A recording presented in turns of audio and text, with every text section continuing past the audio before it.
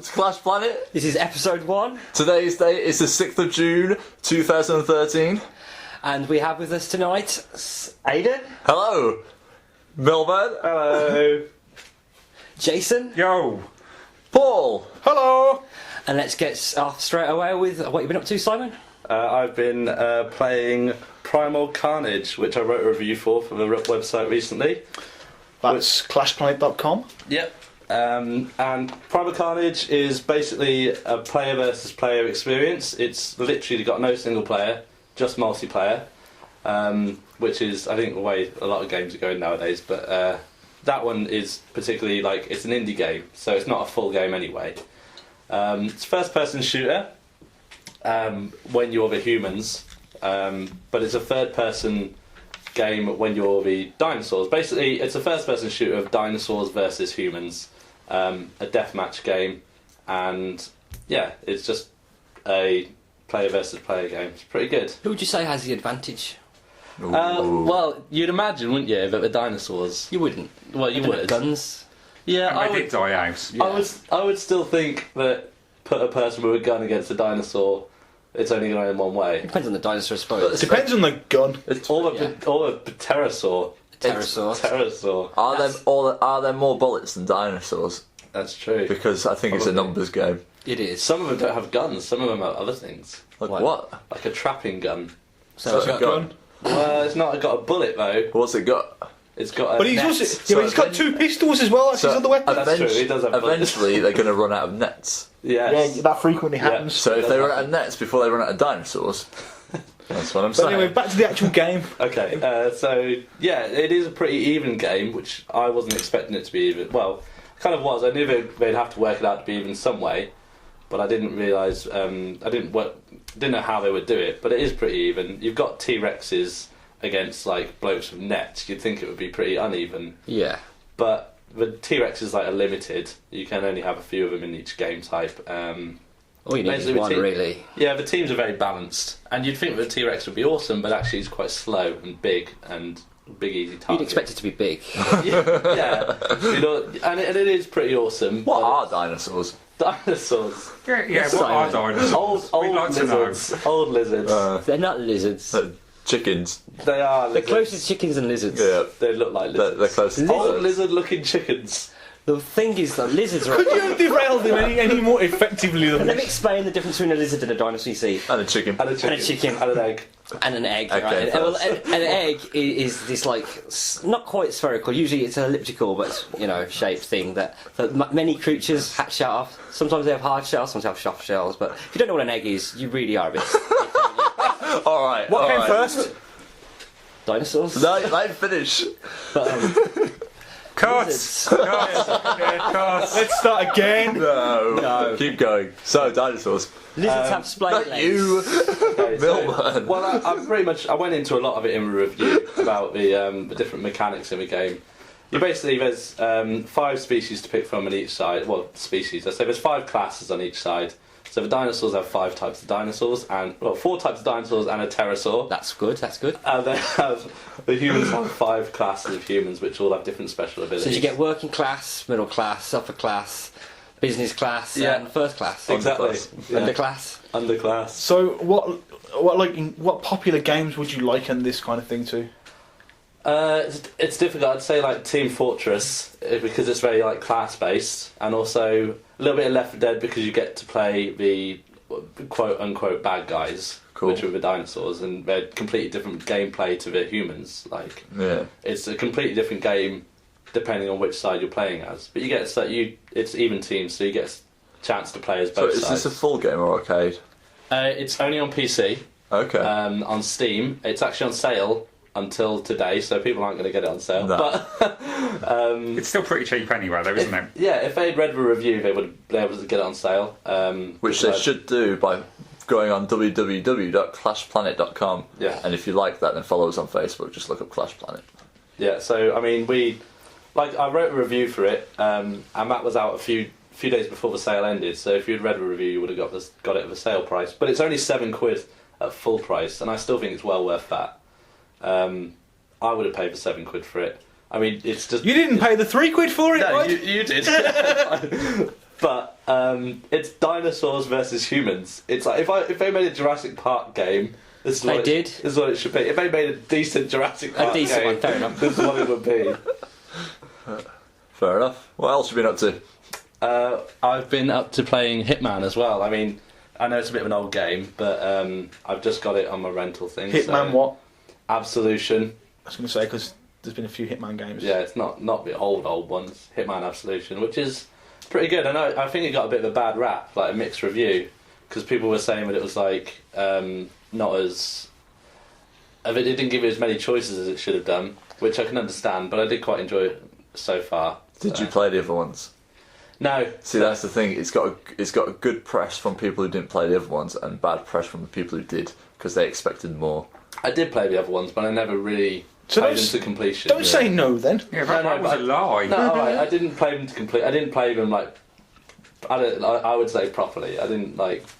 I You didn't care. 100%ed pretty much every Hitman game, Yeah. apart from the new one, because I just got pissed off of it. Really? Yeah, it's not enough options for me.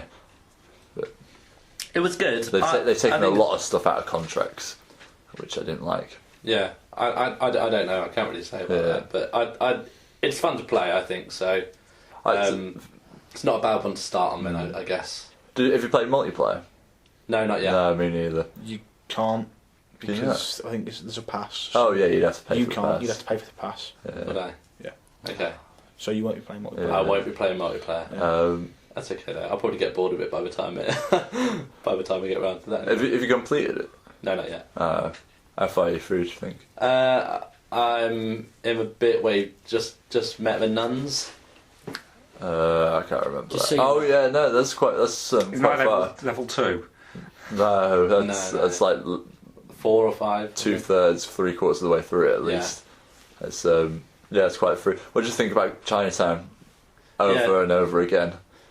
Yeah, you do go back and through it a few times, don't you? Yeah, just repeating the level. I've only been there through it twice. I think it is twice. It might be 3 times, but Yeah, I don't know. I didn't think there was such a bad thing about it. It was no, I didn't think. I didn't see a thought it was big problem. cheating. You get that in a lot of games. I don't you? know, You have to- that's what they get marked down for. Yeah, but you could say that about like some of the Halo games. Go back through. They get marked down for it. Okay. I don't know. I quite like to see different environments in different situations. Like in the one environment, you've got like this, where you've got to take out this gangster, and the other one you've got to take out 3 different people, and with Chinese New Year's going on and everything. Yeah. So are the dragons? Huh? Are the They dragons? didn't have the dragons out. They didn't have those people in the dragon costume. There are loads of people standing dangerously close to fireworks. No, but no dragon costumes. But that dragon costume is the ultimate like assassin disguise. It's in the front eye with a blowtorch thing, not blowtorch, a blowpipe. Yeah. And you're dead. Yeah. Nobody would notice you. See, that should have been in the game, really, shouldn't it? Yeah, they should have had that as a costume option. Yeah. Chinese dragon. You Chinese dragon, you and 12 of your mates. 12 of your assassin buddies. What do you think to the story though? It's okay. It's nothing like. It's not amazing. I suppose it wouldn't make much sense to you though if you haven't played the others. You don't really have a connection to Diana, do you? No. Whereas everyone who's played it pretty much knows who Diana is. She's followed you through every single. They explain it. Oh, I don't know quickly. who Diana is. Can someone tell me? The thing is, She's used to be the Princess of Wales. Yeah. I knew he was going to do that. I knew he was going to do that, which is why I was trying to rush it on. You don't talk. She sells all your she gives you all your contracts throughout all the other games. Oh, okay. And in Don't spoil it. in contracts, well, I can spoil contracts. Yeah, you can spoil okay, contracts, so that's as a pretty result, fine, yeah. In contracts, she actually saves you. Like they put the agency put a hit on you, and she lets you know, and she gives you all this stuff to make you seem dead. And at the end of contracts, it's just you dead because they've killed you. But it looks like Diana's killed you. She's come and poisoned you, and it's just the credits rolling through your funeral, and all the people who were involved in killing you are all at your funeral. And your hand then pushes to the grave. No, you just lay there and you're just dead, and then you realise you can move your analog sticks, and you can look around the room, and then you press buttons, and you realise you've got your control starts vibrating, and you're like, I've got a fucking pulse here, and Diana's rested your guns is that what it was, on you. pulse? Yeah, and then all of a sudden, you pick up your guns and you're like, oh, I'm going to fuck everybody up. And you run through and kill everyone. So Diana technically pretended to kill you, but actually allowed you to kill everybody who was trying to kill you at the end of the last game. So that's why this one is about Diana and her leaving the agency. But they do explain it. They do explain it at the start. Obviously not in that much depth. Yeah. But they do say, oh, she saved my life and she was my handler at the agency and all this. So you do get a connection to her. What? Handler. It makes him sound like a dog, doesn't it? Yeah. What you don't get Every is... secret agent things have handlers. People at the back at base not getting shot at, going, it's fine, just duck. What you don't get is a connection to that girl. Whoever No. the girl is. I have no idea who that is. No, the only thing I can think of is... All I know is I have to save her. I've got to save her. Save the girl, save the world. what story have you got through? Have they told you anything about her? Like where she's from or... Not really, no. No. I think they kind of have, but it wasn't really that gripping, so I've probably forgotten it already. Right. So I'm not sure how much I should say. I wouldn't say anything because it would spoil the game for people. But Well, it has been out for almost a year. No, it hasn't. Yeah, it has. It It's hasn't. June. It came out in October or November. That's like half a year. That's Yeah. not half a year. That's That's at least enough exactly time. half a year. That's at least enough. That's not exactly half a year. No, I know it's not. But it's not a year either. Yeah, It's that- alright. It's 9 months. I'll meet you halfway. Yeah. Cool. Excellent. Still 9 months. It's a long time. anyway, You feel the connection me, to you could her have a baby in because of 9 where months. she's from. yeah. But yeah, it's for a hitman who should be, fuck it, she's dead. Yeah. This is my job. Yeah, he shoots Diana and then he's like this is right at the start. He shoots Diana and he's like, oh, I'm not going to shoot her in the head. I want to learn her story. And then Yeah. you just go off and sort of save a girl. Why does he kill her? Because she's gone rogue. That's what they say, and he has to go and kill her. I mean, She's gone rogue because she's taken this girl that was meant to be a contract. He's working. But there wasn't the same agency trying to kill him in the last game, and now he's back with them, and she's gone rogue, and he's going to mindlessly kill her. But he killed all the people in the agency, so they Oh, it's replaced conspiracy. They replaced the agency with a new one, pretty much. Still, it's a bit of a tour. This isn't one's it? a lot more in depth of the agency as well, I find. Because you see all the people behind the scenes of the agency. I wouldn't know. Oh yeah, you do see like the leaders of the agency, Yeah. but I wouldn't know if it was Yeah, not, if it's before different from before the only connection you had to the agency is you heard Diana's voice. You didn't even see it; you just heard her voice. Oh right, okay. What if there was no agency? Oh, He's actually insane, and this whole game is just a mental breakdown. Isn't it? that would make more sense. That'd be a good end. Let's just do that in the next game. Yeah. So it's a bit more character development in it, you'd say. For the agency, Yeah, not for Not 47. not for your actual character. Yeah. yeah. So not quite character development, more agency development. Yeah, that's what I've been playing. That's me. Nice. Cool. Let's be fair. The second one was the best. Second one was the best, followed by Contracts. Done. Three and Absolution were a bit crap. The second one was amazing because it was such a cliche. He's there like, I've gone to a monastery and I'm hanging around with a priest and I don't want to kill people anymore. And 3 was just all the best levels out of number 1, remastered pretty much, just in backflashes or something. I bet that really pissed you off. I actually only got halfway through. I was like, I'm not playing this. Little did you know there's another 78 hours of unbelievable content. Yeah. All right, who should we move on to? I don't know. Bez? I mean, Paul? Paul? Paul, sorry. Your All old name. pairs, Pericles, Son Barrow. of Shakira. Okay, A man of many names. that lasted a while. Yeah, there you are. There's a list. Forgot what you're talking about. No, I know what I was talking about. All right, go on then. I've been playing Metro Last Light. And what's this on? It's on Xbox 360, PC, PS3. So what are you playing it on? I'm playing on Xbox 360. Okay. So the graphics aren't as good as the PC version. Well, obviously. The But his Xbox.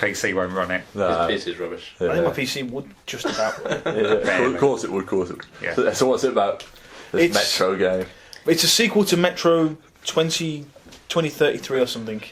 It's not about the subway, the underground. It is about the subway and the underground. Yeah. Basically, what happens? You're a train driver. Yeah.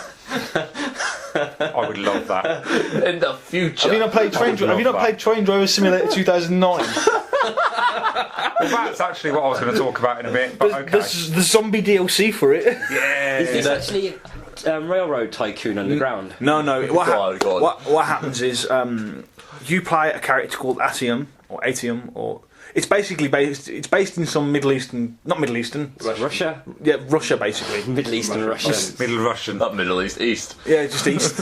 It's in based. Russia. It's based in Russia, and basically there's been a nuclear holocaust, and everyone who was in the tube station when it happened has survived, but they can't go up to the surface, and basically a society is formed in the tube station. Cool. So like you play as a ranger called Atium, Right. and at the end of the last game you wiped out these mutants called the Dark Ones, who are basically just like, they look to me like space aliens. It all gets very They're weird. very generic bad guys. Yeah. Just like alien. But are they?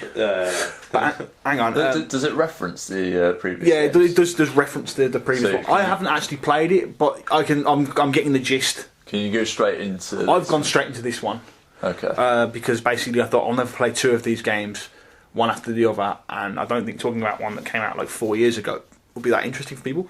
Yeah. I feel a little bit sad because I bought it recently. With the first one, Yeah. so did I. But it's just like I won't play two of them. That's probably true.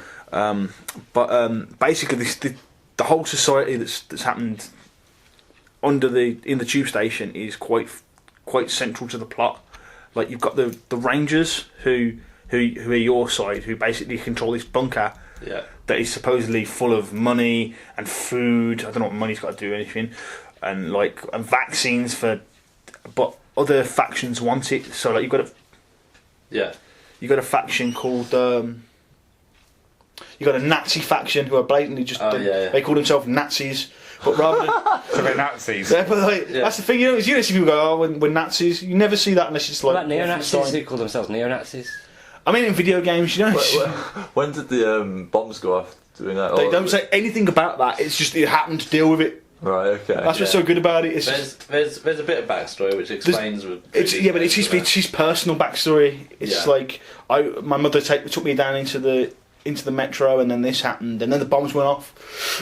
So it happened within living memory then? Yeah, I think it was something like 20 years. So it's around about now.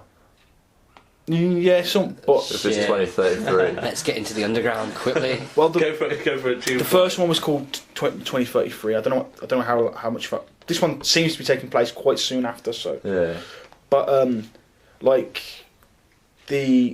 I'll take one of the, because there's a Nazi faction and a red faction who are like communists, and it's just really interesting watching these three factions fight it out over this last remaining Dark One. Yeah.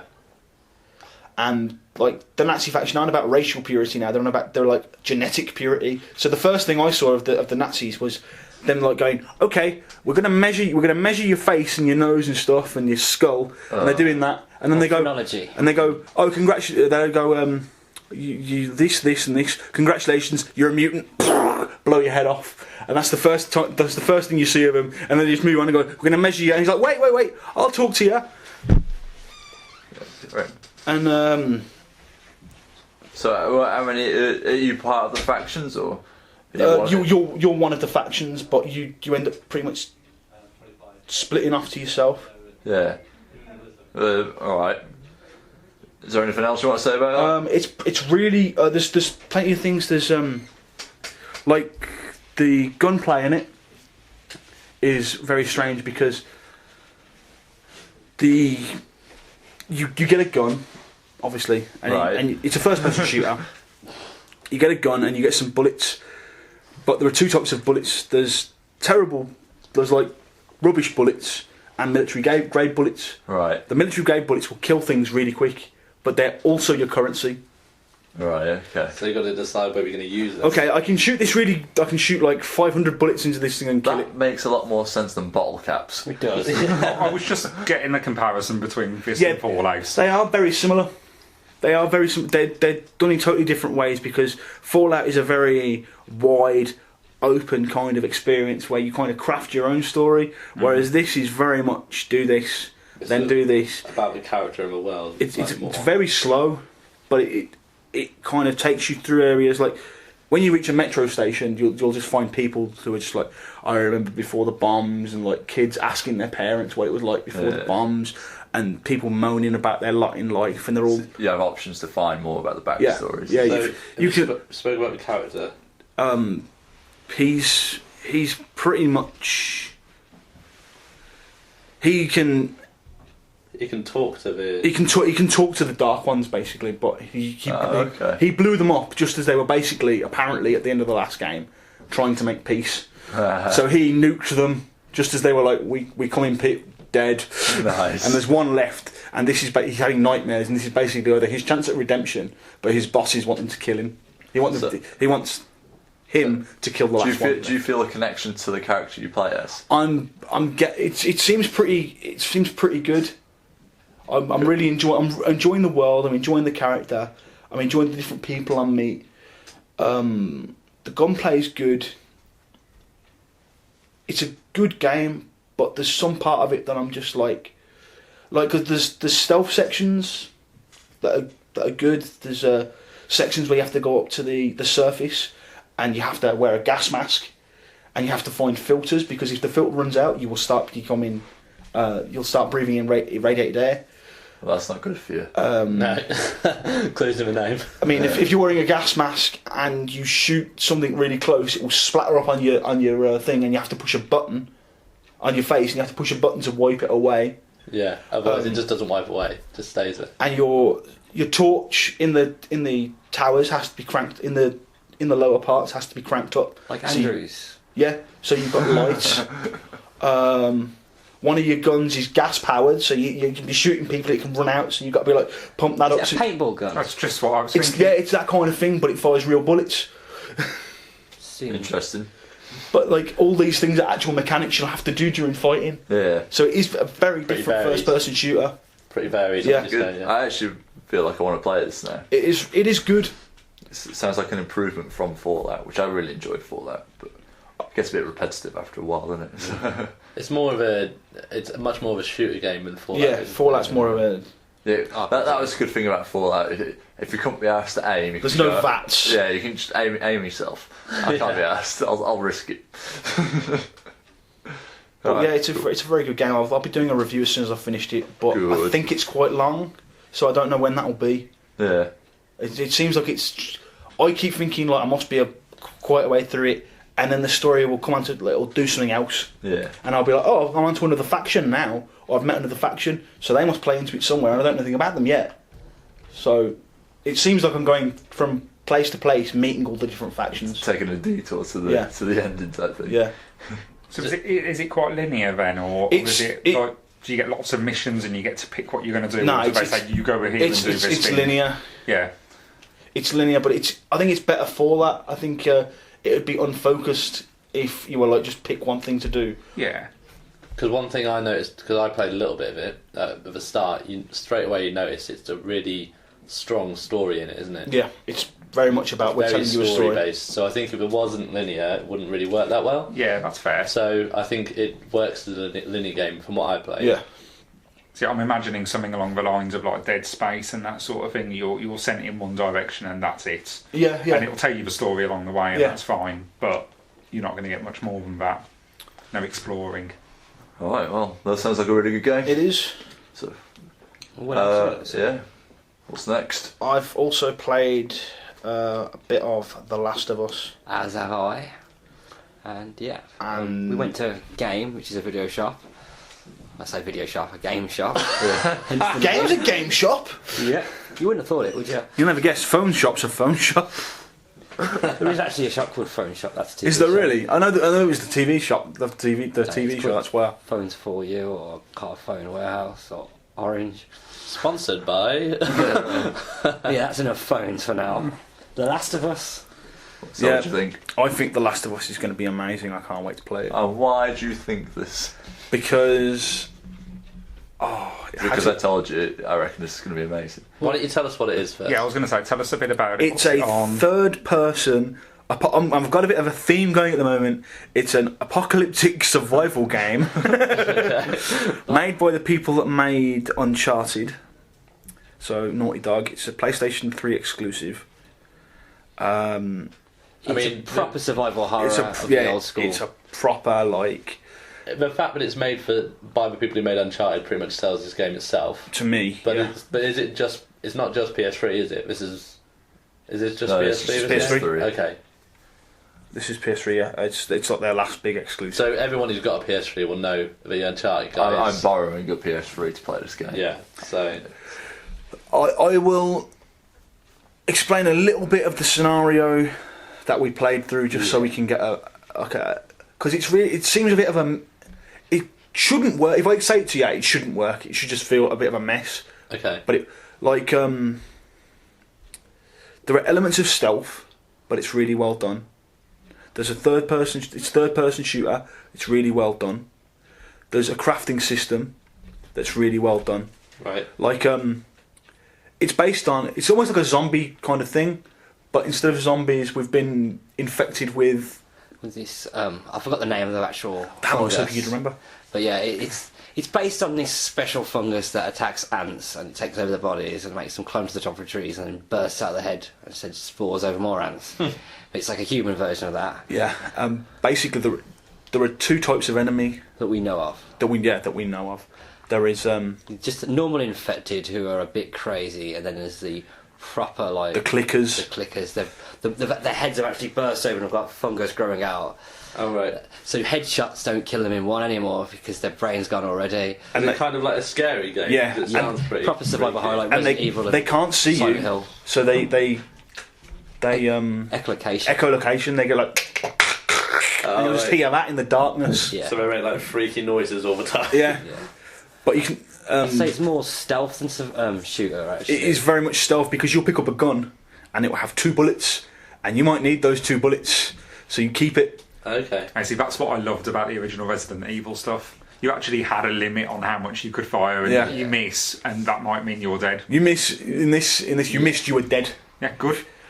Good. Like you'll find stuff around, like I don't know, to make a shiv. You need you'll find a brick, so you'll throw a brick into a corner, and they'll hear it and they'll run off in that direction. So you sneak past, or you can find a piece of cloth and some broken glass, and you can craft that. You have to go into a menu and click craft, and you'll make a shiv.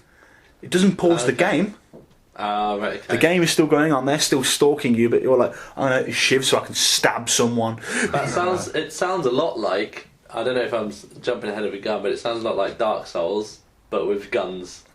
Like, because in Dark Souls you can't pause it, and it sounds really difficult. Like I don't Dark think Souls. it'll be as hard. I don't No, I don't imagine it would be as hard, but the way you're describing it. There's elements of I mean, if you can't pause in Dark Souls, and there's a lot of things they're starting to bring that into. Yeah. I'd say Dark Souls is a lot more combat orientated. Yeah, this is very much like if you can get round it, because from what I understand, I haven't seen this, but from what I understand, there's that kind of enemy, and there's the other kind of enemy, which is the human beings who are survived, and they can be like.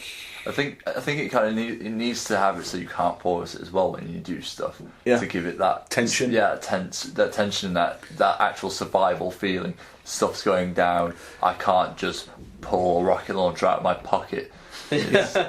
Yeah. When I was Definitely more Silent Hill than Resident Evil, I'd say. Yeah. In Makes you- survival value. made me feel really uncomfortable. I mean, we were playing it in game, and there was like 6 pods of it going up the shop, like, up the length of the shop, and I couldn't have cared less what was going on over there.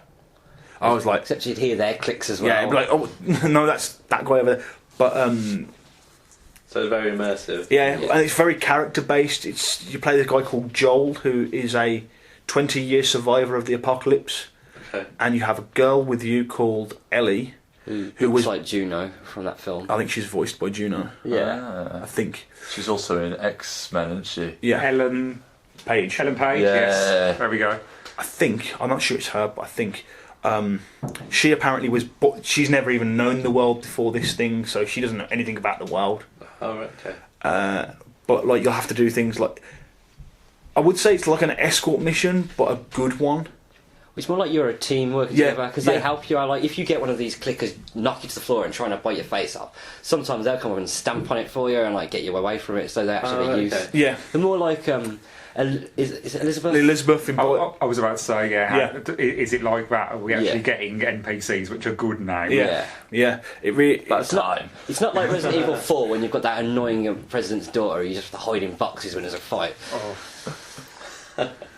But it's. I cannot wait to play that game. When's it out? It's out next week, next Friday. Is it?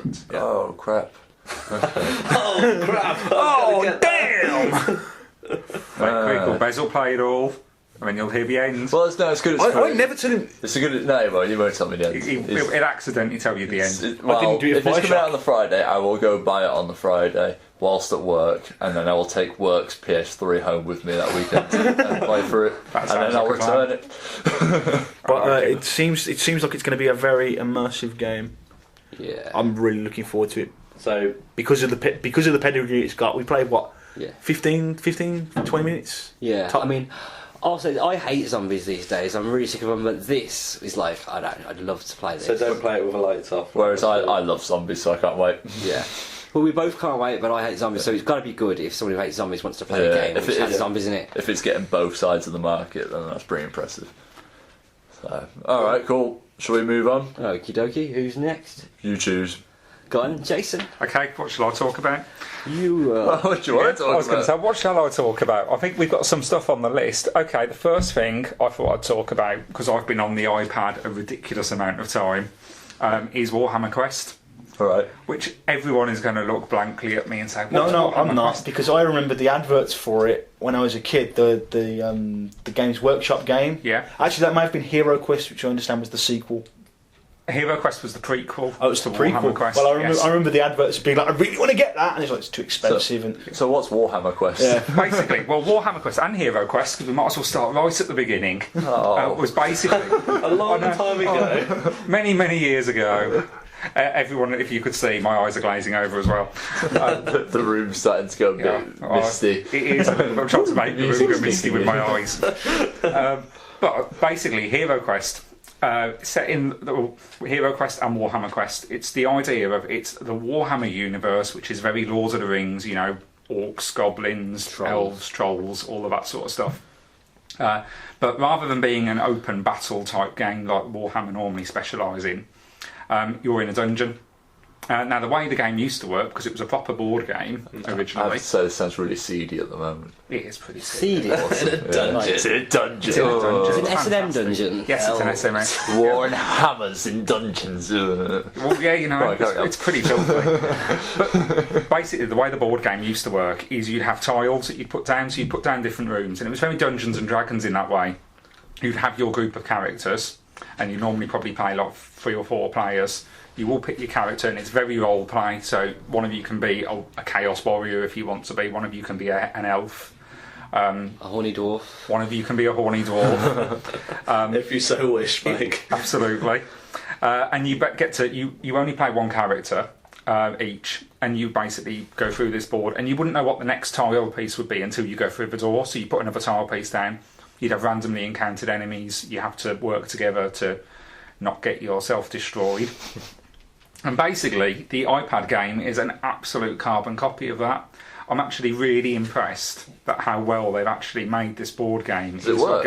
It works perfectly. Impressive. And I largely bought it out of intrigue, because I know a lot of the time they bring out these games and say, we're going to make an absolute perfect version of this game. Yeah. And they mess it up horribly. Yeah. This was only £3, so I thought I'll give it a go. And it's fantastic, just because it works, and you can just double tap to the place you want to go. Bez wants to ask me something. I see Bez is desperate to Go on, talk. Paul. Is it a single player only, or is there like? I Multiplayer. was thinking about this, because strictly speaking, it's single player in the sense that you can play this on your own. But because it's the iPad, there is absolutely no reason why you can't put that down on the table and you all say, well, that's my character, and you take turns of using that Oh, character. okay. So you can use all 4, or you can use less than So that. it's not online multiplayer then? Not at the moment. No. I wouldn't be surprised if it's something they think about adding, but Yeah. because it's very turn-based and it's the sort of thing you can dip in and out of, it probably wouldn't lend itself to going online that well. Because then you got to wait for some so-and-so to... Or, Yeah. or you have the issue of someone quitting. Yeah. Exactly. So you'll probably play it on your own. One of the things I've found quite good about it is because you just do these little dungeons, it's quite bite-sized, so you can be like, oh, I've got spare 10 minutes, I'll just run through one of these dungeons, I'll try and like kill this orc boss at the end. Or So it's try not a and- really long game, and it's like little short. It's bits. play it It's- over and over and over again, and Lots and lots of dungeons, lots and lots of missions. I've probably played about 5 or 6 hours of it already. I know I'm only in the top half of the map, or sorry, top probably. It's hard to tell from the map, but I can tell there's going to be a lot of extra stuff here. I've only come up against orcs at the you've been moment. playing for 5 or 6 hours Yep. already. There's loads to it. For an iPad game of £3, that sounds pretty Yeah, well, it's totally worth pretty it. tasty. What's interesting is I did like watch one of the demos that the developers put together, and they basically said there's at least 25 hours in this minimum, Wow. which I think is pretty cool for Yeah, a £3 iPad game, Yeah. which I've definitely already got my money out of. Can you get it on anything else other than the iPad?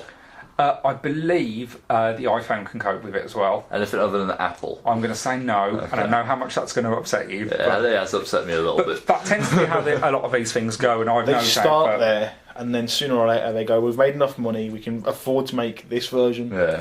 The thing I would say about it, and why I think they probably will bring out other versions. Well, is they it's- aren't they the same team that's bringing out Space Hulk? I don't know whether they are, to be honest. We'll investigate that. But anyway, this has only been out a week, and it's at the top of the App Store. Nice. So, it's doing really, really well. And I didn't think it would, because Warhammer is a kind of a niche market. Yeah. But obviously a lot of people are investing in it, because, it's making a lot of money for them, so they've done really well. Well, when I heard it was being talked about, I went misty-eyed and I never played the game. Yeah. It was that game I always wanted, but it was like £40, and It was really difficult to get hold of. It was difficult to get to play. I only ever actually played it once, about 15 years ago. And I only got to play it once because it was hard to get a group of people together who all wanted to play it, all knew how to play, and all were willing to spend hours playing it. It's just so much quicker on an iPad. Do you still own it on, the board game version? I don't. I never did own it, to be honest. I would have played that. It's actually pretty cool stuff. How many players would you say it could be? It is a single player, Mm-hmm. but how many characters do you get control of? You can have a party of up to 4. So you could potentially make it a full player game locally. As you said earlier. like we did with XCOM. Yeah. Yeah. That's what we did with And XCOM. there's no reason why you couldn't do it that way. It's very, very similar to XCOM in that way. You take your turn. Once you move, you attack. That sort of thing. Sounds good. There's a little bit of DLC in it as well, oddly enough. Oh yeah, well, you can't make a game without selling the ending separately, can you? That's So- true. But what's a bit weird about the DLC is extra characters. They're actually £2 each, which I can't that decide. strikes me as a massive kind of like, hey, you paid £3 for the game. That's what I can't decide. But then I think actually I'd probably have paid twice that for the game at least, maybe You 3 don't mind doing times it that. if you paid little for the game, Yeah. then you don't mind paying extra for DLC. I find personally, Yeah. I don't mind microtransactions if I've paid very little for the game. It's when I've paid £40 for the game and then they expect me to pay more to finish it. And that's it. So to be honest, I think they've probably done this quite well. £3 for the game, and I think there's 3 extra characters you can already buy. I'll probably end up getting them just because. If you're enjoying it, why not? Yeah, Exactly. So that's one of the things I've been messing around on. Sounds What pretty else? What else have I Tell been us doing? more. Yeah, tell you more. Well, to be honest, the other thing I've been doing is Assassin's Creed 2. Oh yeah. Now, I know everyone will say, what are you playing that? It's how old now? What, a week, 2 weeks? Yeah, at least. Or maybe 5 years, 5 perhaps. years. Yeah, Something like that. Is this the one that's set in Italy? It is. I've played a bit of this, but no, I haven't finished it. I've not quite finished it. I've probably put in. I was told that you could probably finish it in 2 sessions. Considering I've done about 4 sessions and I've not finished it yet, Yeah, I disagree with that. I think that was overestimating or Those are underestimating. those are 2 sessions if you spend 7-8 hours on each session. Absolute So minimum. yeah, But I was actually surprised. I played through the first Assassin's Creed a little while back, and it was incredibly repetitive. I don't know if anyone ever played the original one. I played it for about 4 hours, and I was like, I've done the same thing. I think I'm the only one who actually enjoyed that one the most. So. I liked it, but I did find myself thinking, yes, I'm just going up to the top of the mountain, getting another quest. Yeah. Going back down to the city, doing the same thing another 4 times, and then going back and doing the same I thing. got really annoyed with that. It got very It frustrating. was actually the perfect length for me. But So I thought that Assassin's Creed 2 would be very similar. It's actually got a lot more interesting missions to do.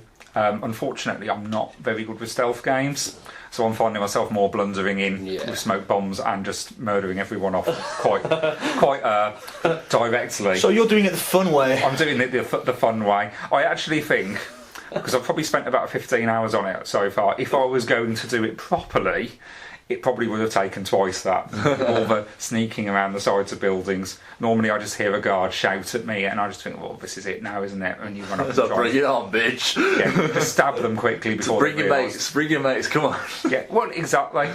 And there's nothing better than throwing someone off the top of the building, really. Especially when they're falling, go, no, bibbidi bobbidi. Yeah. What do you think about the racially insensitive characters? Which characters specifically are you Well, like, talking all about? of them. Me, a Mario. I did love it when Mario appeared. That was brilliant. That was the biggest dig at Nintendo you could ever get away with. And there was Leonardo da Vinci. Yeah, he was a good one as well. Yeah, and even Ezio. It's a me, Ezio, a bibbidi bobbidi. I absolutely hated him at the beginning. I could not have hated him more, and it actually stopped me playing. I went back to it. I started playing a few months ago, and I just thought, I can't deal with this guy. He's really, really annoying. And he's in like 3 games, doesn't he? Yeah. He actually improves. What I didn't realise is how long the time period of the game actually goes on for. I'm towards the end now, and it's 10 years since the beginning of it. Yeah. Well, the beginning of the game was my favourite bit that I saw because it's his birth. Yes. Oh yes, I remember that. Yes. Yeah, that's true actually, which is a bit creepy, really, isn't it? But still, I've forgotten all about that. Move left stick to wiggle a leg. Yeah. Yeah, this isn't creepy at all. Guess how many more games are going to make us see the birth? See, I really had the issue with the accents. I really thought they sounded fake until I went to Italy and I was like, you all sound fake. Yeah, it was pretty clear that nobody with an actual Italian accent works for the voice actors for the game. Which is strange because you can change the language to Italian. Can you really? Yeah. And then it's probably worse. Worse, yeah. Yeah. I think you should do that. I might have a go. I'll switch to that right at the end, make it nice and Yeah, I just authentic. can't get on with the universe of Assassin's Creed because of the sci-fi rubbish they stick in, between it. Yeah, that's why I get on with number 1 so well, because it was brilliant until the end when they put the crappy sci-fi stuff in it, and I was like, what the hell is this? This is the worst ending you could have done. It's just bullshit that you can find memories in genes. That's not how biology works. Oh, I didn't mean that sci-fi, I meant the actual the the Animus stuff. And I just meant, all that Animus stuff. If they'd have made that game, just set it completely in the past, I'd have probably got on with it a lot better. yeah, I can't quite get my head around the concept of you're going into this machine and going into memories, yet you can do what you want. Yeah. I don't quite work. Yeah, I can't quite technically, if you're understand doing it. that, if you could, in theory, which you can't, go into memories. I think they know you can't.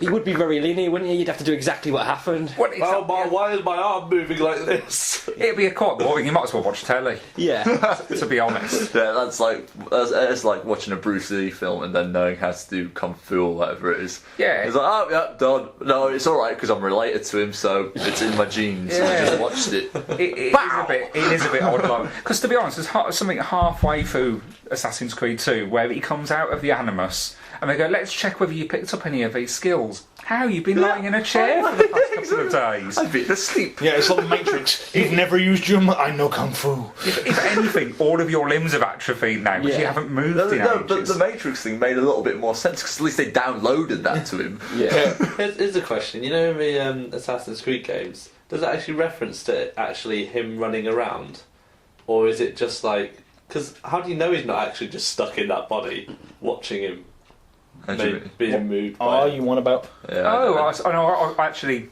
Do you get what I'm on weirdly about? understand what you're talking about. Can you explain to us? Are you wondering whether you're suggesting that perhaps he is just watching. Yeah. He's just in the body, and the body's doing what it was going to do all along. Maybe Possibly. No, because you through can- muscle memory. Because you can desync. Yeah, that's it. Oh yeah. And it is suggested that you can do what you want, because there's a couple of points where they say, go and find this Yeah, that's image, true, or yeah. go and find this, and it's the person outside of the animus talking to you Yeah. and telling you where to go. Okay. So it's a little bit strange. Good. But I'm going to Glad we stick with it. clarified my Yeah. crazy Yeah, thought there. that was well explained. I was like, "Ooh." Jason got it. So Jason's just as mad as I am. Yeah, pretty much. I've pondered Congratulations. these things. Yes, absolutely. So I'm going to finish that pretty soon. I mean, I'll probably be talking at you about the next one. What is it? Assassin's Creed 2-2? Yeah, 2-2 and then 2-3. Yeah, 2-2 and 2-3. And then 3, there'll be Assassin's Creed 3. I mean, they're actually doing 4 afterwards. They're not Oh, fucking that's around. right. Yeah, this because time, are they? 3 didn't sell very well. No, well, you know, I don't think you're a very good assassin if you've got a musket, but that might just be me. He was a Native American. Stealth. Can you was obscure a so silencer on the end of no. muskets? I hope so. But I shall update you when I get that far, which will be a little You while. won't get that far. Eventually I might it'll get just that be far. Assassin's Creed Modern Warfare. And they'll just build it into the same thing. I do actually think they need to get to a point where it's modern day. They've got to be close now. Oh yeah, Because they've skipped from what the Crusades. Well, Crusades to Renaissance. That's a Well, huge leap in Yeah, but itself. the thing is, 4 is the grandfather of the character in 3, so they'll just keep switching backwards and forwards. Right. So, yeah, they what's could that? go like back to Egypt. if I want they them to go to the wanted Stone Age club hug over the head. Yeah, we're really crap assassins back then. You got Flint Blade. We should take bets about where we're going to go next. I Bet Egypt. Revolutionary France. Ancient China would be better than Egypt because you got better roofs. Okay. Because the game's about roofs, really. True. In Egypt, the only things that are tall are pyramids. I'm going to go with Victorian London. London. That's a good one. That'd be amazing because you have to hunt. Your mate would be Jack I've the got Ripper, to but save. you I've wouldn't got to know. save the orphans, haven't I? There'd be loads of steampunk It'd be so like that. I've got a steam power. My name's Jason the Assassin. exactly. That'd be alright. That would be perfect. Well, I'm old Buckaroo. I don't know why I've got Australia. Where are you Australian? Well, maybe you could do. They could do one when you get sent off to Australia for being an assassin. You get transported. Yeah, that could be Assassin's Creed 5 Part 2 because I was a Victorian, but now I'm a fucking Aussie. Because I've been nicking me bread, haven't I? Jesus. Where did they get the accent from if they weren't actually living there in the first place? Not the Well, obviously, they Iranian. were all the inbred people sent down there. Just Yeah. Crazy You accent. just round them up. You all got stupid accents. You're going to Australia. Any Australians listening? That was the accent of poverty. Yeah, Victorian I love poverty. the Australian accent. It all sounds so happy, don't they? They always sound like they're asking questions. It's that cadence at the end of their voice. Yeah, I picked that up at one point. I got rid of it again. It was because it was pretty bad and people got annoyed. Really? Right. Yeah. Should we move on from insulting Yes, let's- everybody around the world? No, we're not done. Only Australians and Italians so far. That's not that many. Londoners. Oh, and London. What about Canada, eh? To a little boot. Oh my god.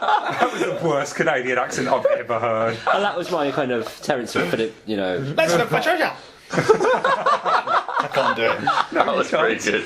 I like that. Onwards. Onwards and upwards. Of course I wasn't doing a genuine Canadian. Okay, then rock, paper, scissors, me and you for who goes next out, because it's both our birthday. Okay. 1, 2, 3. Death Star! Well, damn you, you win. You definitely win. That's no good. That's no fist, that's a Death It's your Star. birthday. It is, yeah. Happy birthday. Thank you. Happy birthday. I'm the big 3-0. Yeah. Oh. Congratulations. What, 300? Yep. Oh. Oh. Well, So what are you going to talk about then, mate? well, I've been reading lots of books lately. I'll start with the good one. Do you know... Oh, bloody hell. Matt Ridley, that's the author's name. I almost forgot it then. But, yeah. I've reviewed this game. It got a 10 out of... This book. It might as well be a game. It's that enjoyable, I thought. You know, they could make a game of it where, you know... You just read different entries about... What's the book about, What Mike? if you went into your different genes and relived your history? Well, this is kind of... This book does that, but it does it scientifically. We could call it Assassin's Creed. Assassin's genome. Or even better, yes. But it's about the human genome, not the cat genome. Well, it does explain a lot about... I've got to explain It does that. explain a lot about the mouse genome and fruit fly genomes because true, yeah, it we could do a have lot of been genetic any genome. experiments. You might on even need to mice. explain What's what a genome? is. A genome Let's is... start at the beginning. And a genome is the combined genes of, you know, all your chromosomes combined, that's your genome. It's every gene you have, and all the junk in the middle. So what does it explain about that in the book? Well, each chapter is based on a different chromosome, so it goes through them numerically, except it puts X and Y together. That's so Yeah. And it's really interesting. It tells you lots of weird and wonderful facts about human existence. Because each chromosome has its own sort of characteristics, doesn't it? And controls certain bits. Well, yeah, but the weird thing is, you'll find it's really complicated, like how genetics works. It's a lot more, everyone thinks of it quite linearly, but it's a lot, like you could get one gene in one chromosome and another gene in a different chromosome, both working on, two proteins that work in unison together. So is it purely focused on the biological aspects of? Well, in a sense, it's all biological, but it explains how the environment affects your biology. But when I say environment, I don't mean trees and stuff. recycling. And that. I mean, it's like, for example, if you're stressed, it means that your body activates genes that which otherwise would do bugger all. They just sit there. It will open them up, and that will release hormones into your bloodstream, and that will actually make your blood pressure and your heartbeat go up, and that's what causes stress in humans, is the release of this gene, which is triggered by environmental factors. So are you saying that the current government's welfare cuts are making people ill? Yes, I know. But also, when you're on a date and you're feeling really anxious, that's making you ill. When you're doing an exam, that makes you ill. All these sort of things. But a bit of stress is good. A bit of stress, but not loads of stuff. Not continuous stress. Yeah. If you were stressed out for months on end, that's really bad. That's worse than smoking for the same amount of time. What the studies have been showing. Yeah.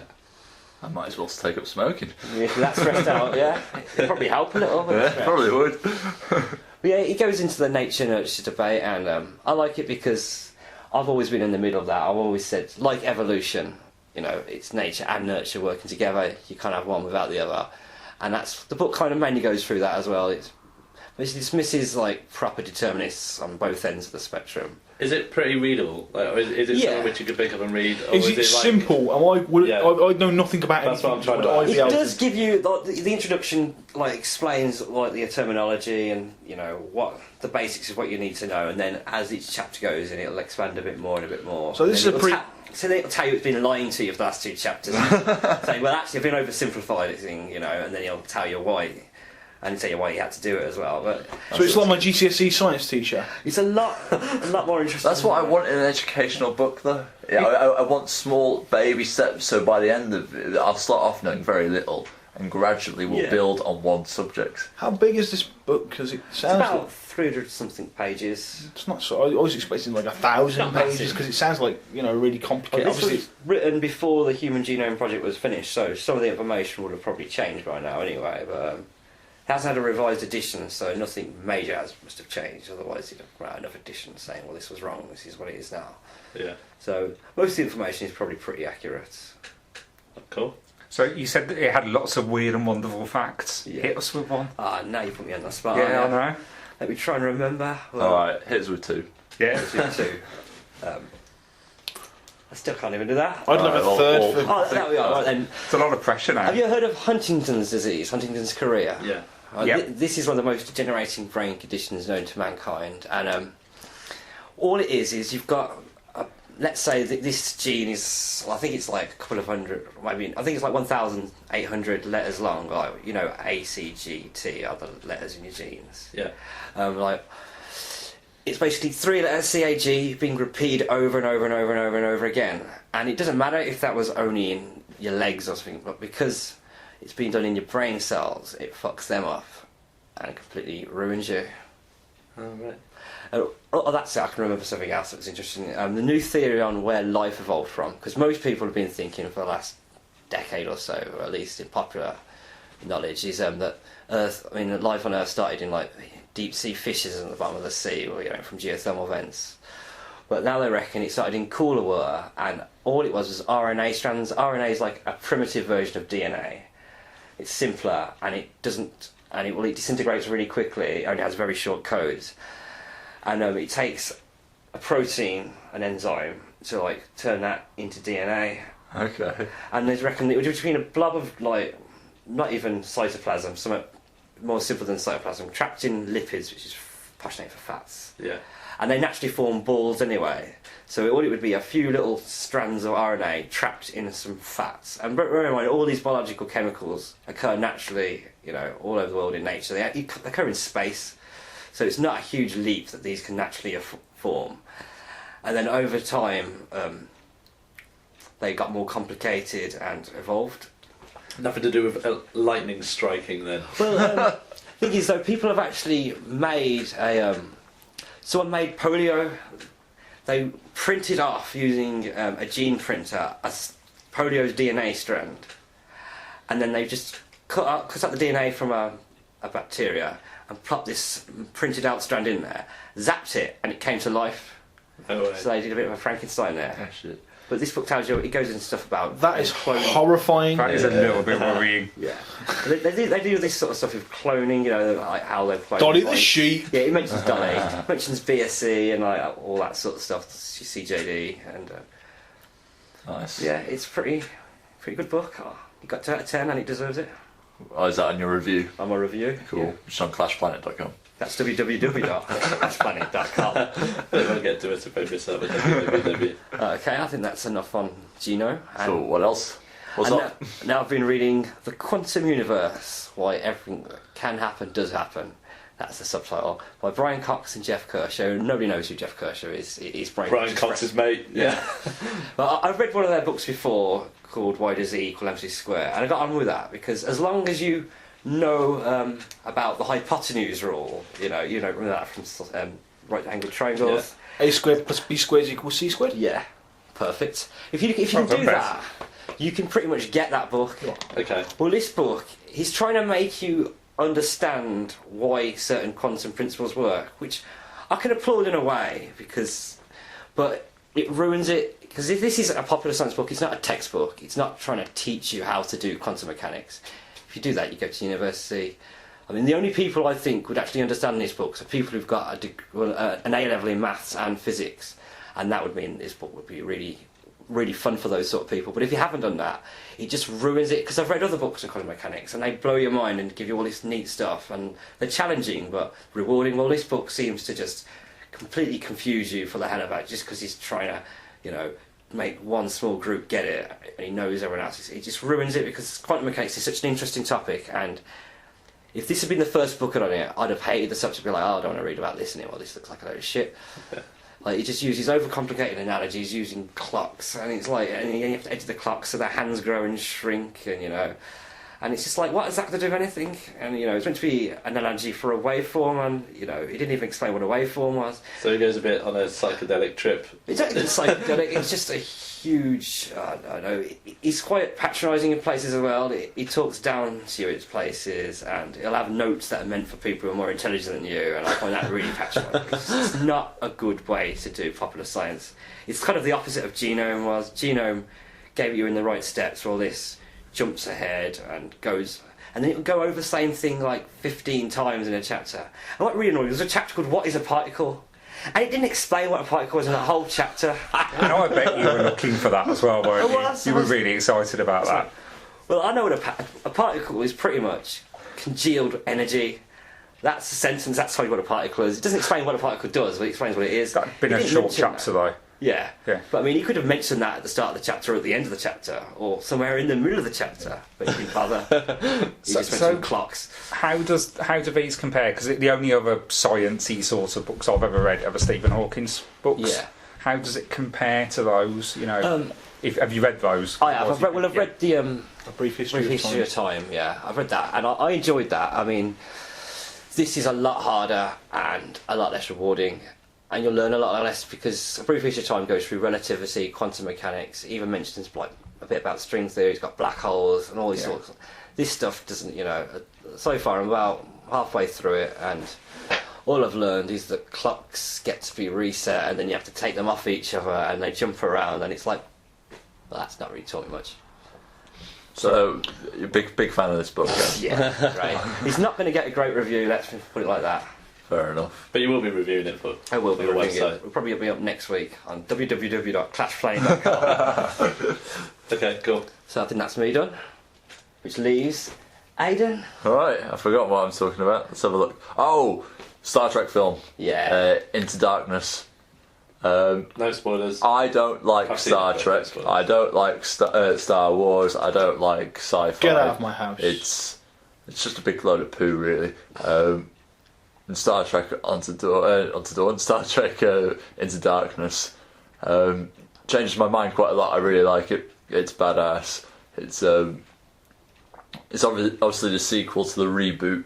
I know everyone who's into Star Trek is like, no, you can't do this. It's a remake of the original, but it doesn't matter because it's opened up a universe to people that aren't interested in Star Trek. Yeah. To me, Star Trek is very alienating. I can't get into it because it's too much of a niche market, but this is opening it up for me on the basis that it's not purely about action, it's also about story, and they're doing it very slowly. They're allowing you to gradually see other characters, other species, realise that there is a wider universe out there.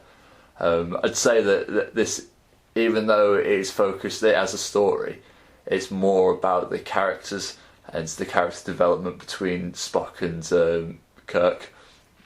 The bromance. Their relationship. I really think it's more about them than meeting other species and the villains that are in it. Although the villains that are in it are really well done, because you are left questioning, well, are they really villains then? Yeah. Which is pretty cool, I think. Well, I was mainly thinking who's the bigger villain out of the two. Yeah. And it's it's hard to decide. yeah. Which is also really cool. Yeah. But they have left it well open for more And seasons. RoboCop's in it. Is he? He plays the Admiral. Oh yeah. Which is badass. What do you see the first Star Trek film? I It's the first personally Star think Trek this is better. Yeah, no, I was going to ask you how you think it compares. This one's better. Yeah, I this agree one, with that. Kirk's a little bit less of a dick. Yeah, Still a womanizer to a stupid extent. yeah, It's like you're just left like thinking, I haven't come to watch this. yeah. But it's You telling me you wouldn't have had a party with those two alien twins? well, you would have. However, you don't need him as soon as he's done that leaving, going, "Hey, ladies, my name's Captain Kirk." Blah blah blah. It's like, stop being a twat. I don't know, if you have seen the original Star Trek, I haven't seen much of it, but I've seen enough to know that they're basically taking the Captain piss Kirk. out of Captain Kirk's character with that sort of stuff. Even so, they've improved everything else. They may as well improve Captain Kirk. They have. Trust me, lots. Yeah, and there is some good acting in it. There's Yeah. there are a couple of things I don't like about it, but not much, not enough to actually proper bitch Just about. a few niggles. Yeah, it's just the odd bit here and there. It's like, well, why have they appeared? Yeah. You know, and but I yeah, was, it's got a good. There are parts in this that you're thinking what's going to happen next, and then there are bits where you're really quite emotional. I was quite close to tears at one point. Is that it? No, really. Yeah. That's a crying Let's not involved give there. spoilers. It's a crying. And then Man tears. but then there's loads of comedy in it as well. Like Simon Pegg brings so much comedy to this series. He's done Scottish accent. Yeah.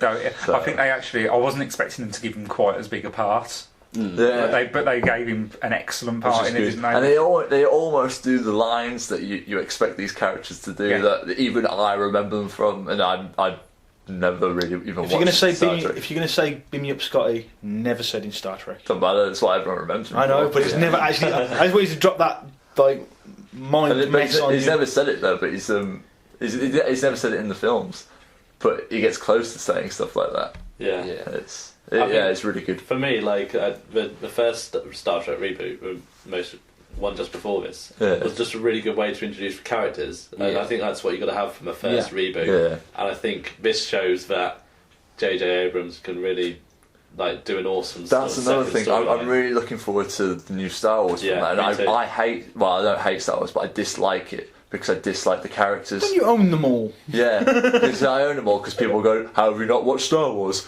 So I bought them. And I was like, "This is why I haven't watched Star Wars." Because the main characters in all 6 films whine so much. It's not fair. I'm an only child. I want this and I want it now. I'm a Jedi. That does sum up Luke and Anakin completely. Get out! But that's it. That's. I agree with that's that. what. You can't- 18 hours of my life gone whinging kids. I think think that I think hopefully this this You know puts what? forward what J.J. Abrams The can best bring to Star film. Wars is actually Episode 1 because there is no whinging kid in it. There is. Of course there is. Who's the Jake Lloyd. Jake Lloyd's the whinging kid in that Little film. Anakin. No, but he doesn't whinge. Having said that, no, you're right. He doesn't whinge in it, that does one. he? He gets a bit older later, and it's Ben's a problem. He actually, he actually but- behaves. Episode 1 has more Jar Jar in it than any other film. I'll put up with Jar Jar because he doesn't whine. I hate Yeah. I'm rather an idiot than a whiner. I don't know. A if it's the same racially as the insensitive wind-up video. ball. A comedy black man. I've only just decided that I prefer number 1. Now I'm thinking about it, it's the one that doesn't have any of the characters I dislike. So Mr. Equality is saying you prefer a film with a racially insensitive comedy black man pretending to be an alien. Racially insensitive Chinese people go, oh no, you must say the tweet here. You know, that film is so racist. The first episode 1 is compared to Right. the others. So you're saying you prefer racism to So, whining. yeah. Fair enough. 'Cause I can work with racists. I can redevelop them, but whiners I can't put up with. And it's comedy racism, so it's fine. Good old, as Family Guy said, good old-fashioned family racism. So, yeah, anyway, Star Trek. Yeah, I'm looking forward to the new Star Wars film because of the new Star Trek film. Yeah, there. I think he told a really good story. Yeah, he did. He told it really well. And made you feel for the characters. Yeah, even Kirk, who I don't particularly like, I was left feeling for, so he's done a really good job. And to be fair, he has a lot of character development as that film goes through. Yeah. So I actually grew to like him as it progressed. Yeah. Which is really good. Yeah, so a really good film. I think I gave that 8.2 in my review, which is, I think, the third highest film of 2013 for me. Which I think I'm the only one to review 2013 films. Yeah. And I think it's my... No, Putty Lion Man. It's definitely my favourite Oh yeah, film it's of the true. year. Yeah, it's yeah. So, but I think it's the 12th film I've watched that's been out this year, and it's third out of them, so it's doing pretty well so far. Top quarter. I'd say it's my favourite film this year. Yeah. I think Django and Wreck-It Ralph beat it. Wreck-It Ralph just I beat it. thought it had a better storyline than Django. Well, had a better ending. I prefer Django, but I think Star Trek was my second probably. Yeah. It only got beaten by Wreck-It Ralph just because of all the geekiness of Wreck-It Ralph. Well, personal geekiness. So, yeah. And another thing I've watched is, I think it's called In the Land of Blood and Honey, which is a really good film, and it's directed by Angelina Jolie. I've never heard of it. It's because it hasn't actually been released in this country. Okay. It came out as in a film fest somewhere in Europe. Cannes. What? Cannes Film Fest. Can. No. I've canned much earlier in the year. Ah, fair enough.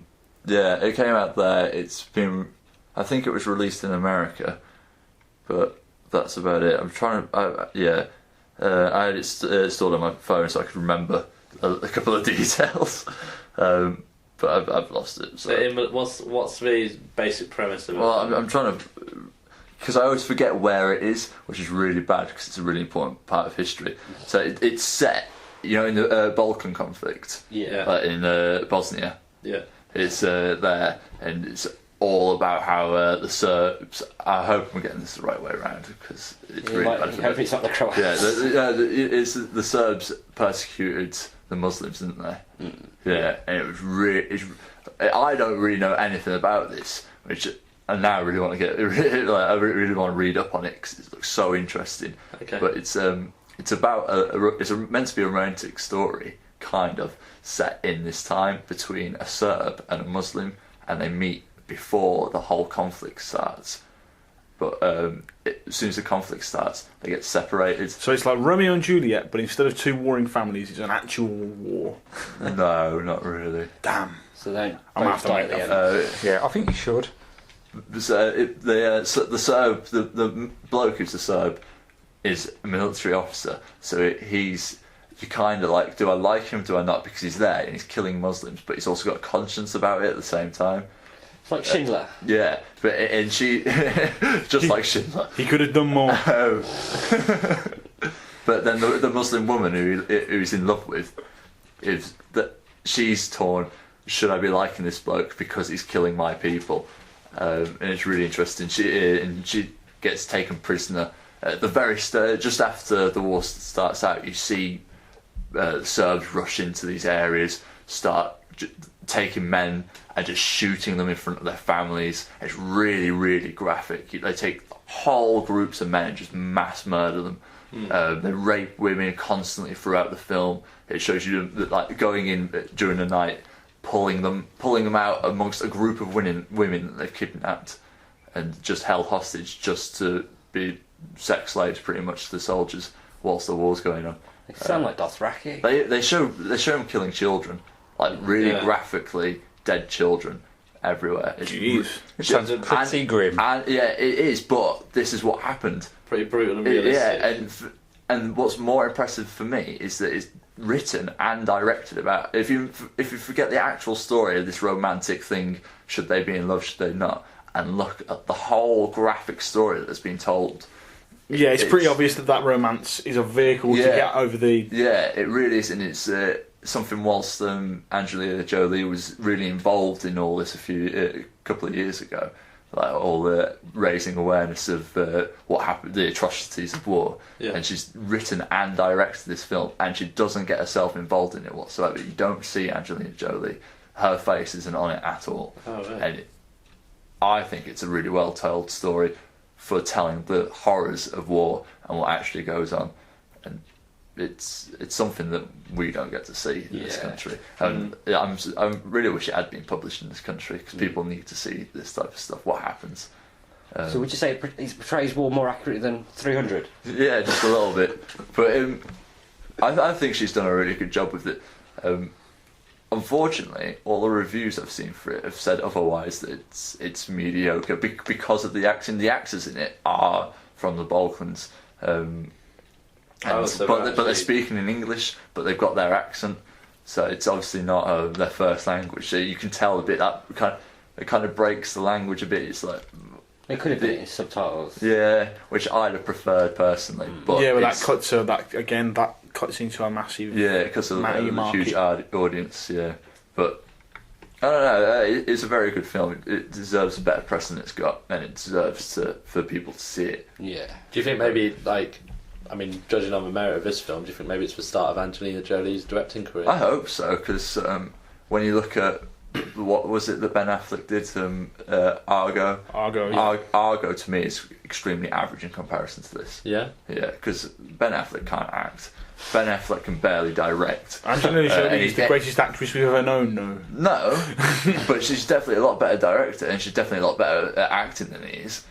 Yeah, I think because you can see quite a lot of people who used to make movies go into directing, like Clint Eastwood. But the difference is that Angelina Jolie's got into it with something she blatantly had a passion for. Yeah. And told the story she had a passion for. Across. Where yeah, it really does, because it tells such a good story. Yeah, but that's the thing. As soon as she moves on to something, she's not quite so passionate about. But maybe she won't. Maybe she's like, I don't want to do this. If you do what you want to do, then you're going to do better stuff. She's in a position where she can do what she wants to do, really. Yeah. True. I'm married to Brad Pitt as well. And if she's writing her own films, then she can do exactly what she wants. True, but that's what I mean. Like, you can only be so passionate about so many things. Maybe this is her one passion. Whatever you feel about Angelina Jolie, she does a lot of... But what I'm trying to say is, in comparison to Argo got such good press because Hollywood won. Yeah. Hollywood saved the day. America were the good guys. The Arabs were the bad guys. Everyone praised Hollywood. They saved the world in a true story. That's why that got good press. That's why that won awards. Nothing to do with directing, nothing to do with acting, nothing to do with story. I think Brad Pitt's not Brad Pitt. I think Ben Affleck's a really good director. The town's really good. I haven't seen it. The town's good. All right. Well, what I'm saying is, Argo is a film about America winning. This is a film about atrocities of war that America quite often and still are currently inflicting on other people, but they won't show it because it's too graphic for them. They don't like it. And it's a much better film than Argo. Yeah. And also another thing about the Americans, this is what war they let happen, and didn't interfere as much as they had. It's turned into a political. I'm comparing two films, and that's fair enough. And that's the What you've got to it's two actors that have both directed films, about war. One got published for the reason that Hollywood and America wins. The other one didn't because it's far too graphic about what actually happens in war. Sounds like a good film, though. It really is. I really recommend downloading it because you can't buy it in this country, so you'll have to download it. Or pay a lot of money for an American DVD player and a copy of it from America. Or fly to America. Yes. Buy an American DVD player, an American DVD, and an American TV. Rent an American hostel and watch it that way. Or watch Argo. Or watch Argo. Or you'll probably get to watch Argo on the flight over. Yeah, really good film. I really recommend it. If you can get hold of it, then yeah, watch it. But I think that's about it. What was the name of it again? It is The Land of Blood and Honey. I haven't reviewed it purely because I've only been reviewing film from 2013 to save my time. Right. But I might actually review it because it is really good. And it sounds like it needs for press. It does need some good press. It needs some, because the highest review I've seen for it is 5.5. Really? Yeah, and to me it's easily in the 7s easily. So I think I might review it and get it some good press. Make a difference. Yeah.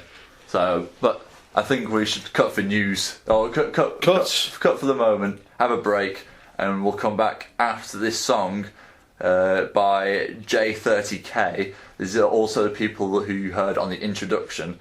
This is our intro.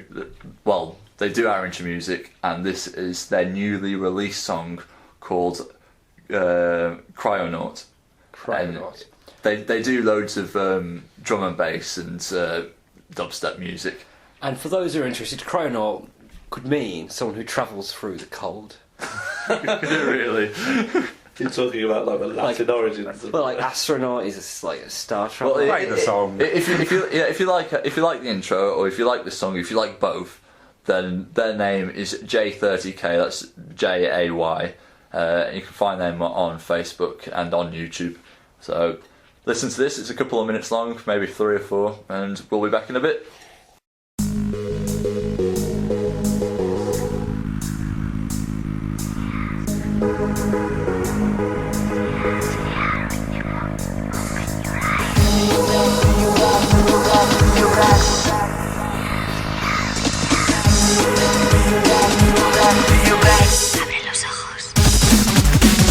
It's getting cold. It's getting cold without you. It's getting cold. It's getting cold without you here with me, near me, the place where you belong. I'm getting old. I'm getting old without you. I'm getting old. I'm getting old just to call my young years with you when you walk out that door.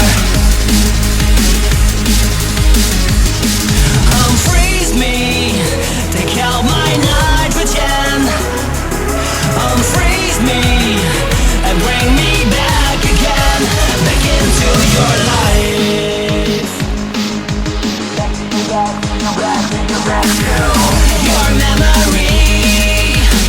Your memory is fading. Your memory still keeps me warm inside this tank of ice. Frozen eyes aching to wake up. Years going by.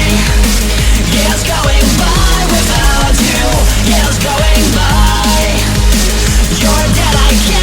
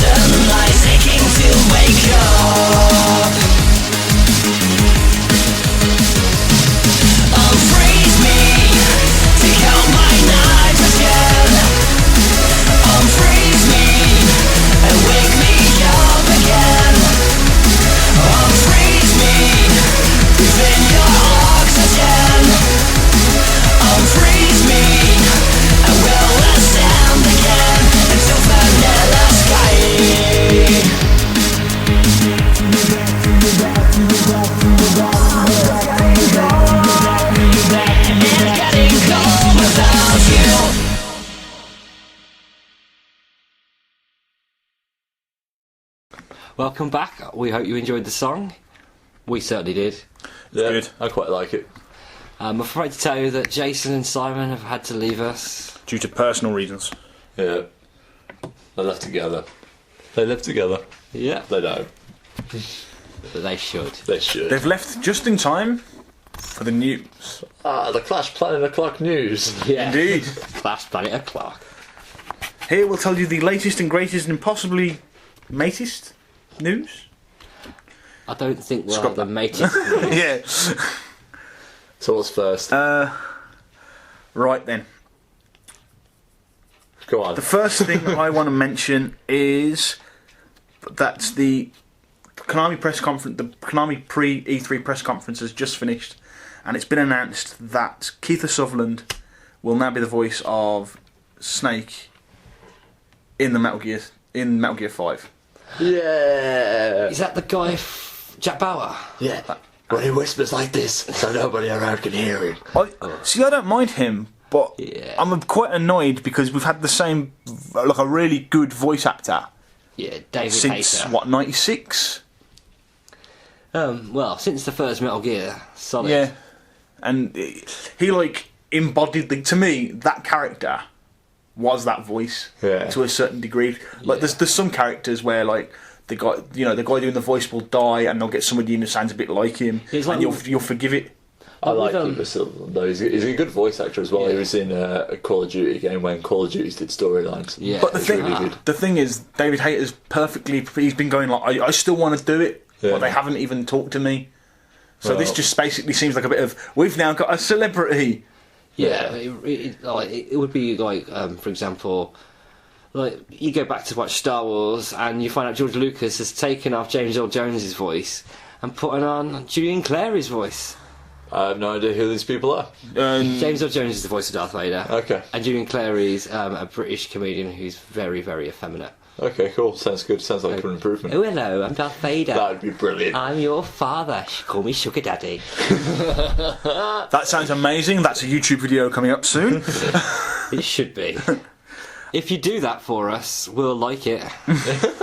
But yeah, it's a big piece of. I mean, David Hayter's been campaigning for months about this, being like, I want to be in the game. You know, tell Konami you're not happy that I'm possibly not in the game, and there's been big like Twitter campaigns about it, and apparently they don't care. Okay, and they're just cool. going to put Keith Sutherland in. Unless, because this is very Konami, they're just fucking with us. They do that a lot. Yeah, they did do. They unveiled the game originally as the Phantom Pain, and then they had a interview with a completely CGI character. Right. And then basically the internet basically took this trailer for the Phantom Pain and in 10 seconds tore it apart and was like, it's Metal Gear Solid 5. Nice. Right? But they had to wait months before they could actually announce, oh yeah, by the way, it's Metal Gear Solid 5. And everyone was like, oh, we know now. Yeah, but Should have hidden Metal Gear Solid 5 in the Phantom Pain. yeah. In the actual text. So it's going to be It just strikes probably some bad press from it's the. no, from the public. I think people will be fine with it because like you say, he's a good voice actor. Yeah. Just even I'm going to say Hardcore fans won't be happy. yeah, I'm not ecstatic, but it's going to be a good game. Yeah, cool. Rock Band 3. Yeah, I played that game. I have played that game. I know you've played. Have I played Rock Band 3? Yeah, you've played It's 3. been out a while. It has been. What's but new about? due to some music licensing being lost, Harmonix can no longer support one of their free tracks. I can't think which one it is, Right. but it'll be available for 2 more weeks. If you download it you'll find the list of them probably on the website, and it will say the Harmonix website. right. And ours. Basically, if you don't download these games within those 2 weeks, there's an achievement you can't get because there's an achievement saying play all of these particular songs. Right. Okay. So it basically locks off an achievement, and So a game that's been out for God knows how long is losing an achievement. yeah, Okay, cool. What's next?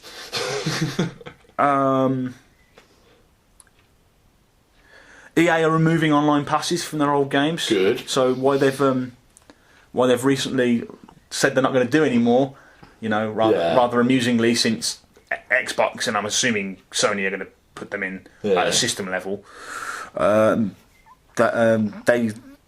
They're going to remove them from their old games, so like Mass Effect 2 won't have it, and Dragon Age won't have it. Because they are the last ones, obviously, because the Xbox and PlayStation, probably PlayStation, going to put them in anyway. Yeah, but So are you buying Mass Effect 2 now? Nobody's buying that game. No, they're not. No one is. So what's the reason for doing it? It's really easy. If you got a new copy of that game now, Yeah. that original code no longer works because they were They were timed. Right. They had to be redeemed within 3 months. So Right. if you find a new copy of that game, the code in it probably doesn't work anyway. So they're going to have a lot of people phoning up and being like, "Hey, my code doesn't work," and they'll have to sort it out. Whereas if they just go, they're all free anyway. Yeah. And besides, how many people are buying those games? Yeah. These days, not Yeah. very many people. I mean, they're good games, but I mean, Mass Effect 2 was one of my favourite games of this generation. Oh yeah. But you know, they're not going to be losing millions just because they've thrown us a bone, as it were. But at the same time, for me, EA just seem to try and grab every penny they can. Yeah. So. That could be said to be true. Be hard to argue against. Diablo 3, which was unveiled to be coming to the PlayStation 4 during the PlayStation 4 summit. I think it was called the Press Summit Well, they're in big, February, you know. as one of their big final. When everyone was surprised to see the Yeah. PS4 announced. It's like, Yeah. whoa, didn't see that coming. Diablo 3 was one of their later things in the conference. So Yeah. I was surprised to see it. But it's now been announced that it's coming to 360 as well. Cool. So So not so much. not so much of a big deal Yeah. anymore if it's coming to current gen consoles. Yeah, it's like, great. Speaking of the PlayStation 4, it's just been recently announced that all PlayStation 4 games will have some aspect of Vita remote play, meaning that you'll be able to continue. You can basically either stream your game to the Vita and continue playing, or there'll be some aspect of How's it gameplay going to through work the with Vita. really powerful games? Because you are not putting the game onto the Vita. You are streaming a video from the console of what the console's doing to the Vita. Pretty much But how? what the Wii U's doing. Yeah. Yeah, but what's the range on it? Well, I couldn't tell you that because that hasn't It's been announced not yet. like you can take it out on the bus. You could if it's the internet. They've just bought Gaikai, which is a massive gaming streaming service. Yeah. Oh, okay. They That could be pretty cool Yeah. if it can do that. well, That's- the whole point of Gaikai, the service, before they bought it, was they were doing that, Yeah. and they were about to launch a massive online thing, and Sony So just you- went, "We'll buy you first." Just hope your PS4 doesn't overheat. It's true. It's true. From the little tiny pictures we've seen, it's mainly Well, vents. the blurred images. Yeah. To be fair, yeah, that's a good point. That's probably why. Yeah, just stuff it over. So you can leave it on whilst you're at work, so you can play it during your lunch break. And finally, after the confusion surrounding the Xbox One at its launch regarding used games and always online,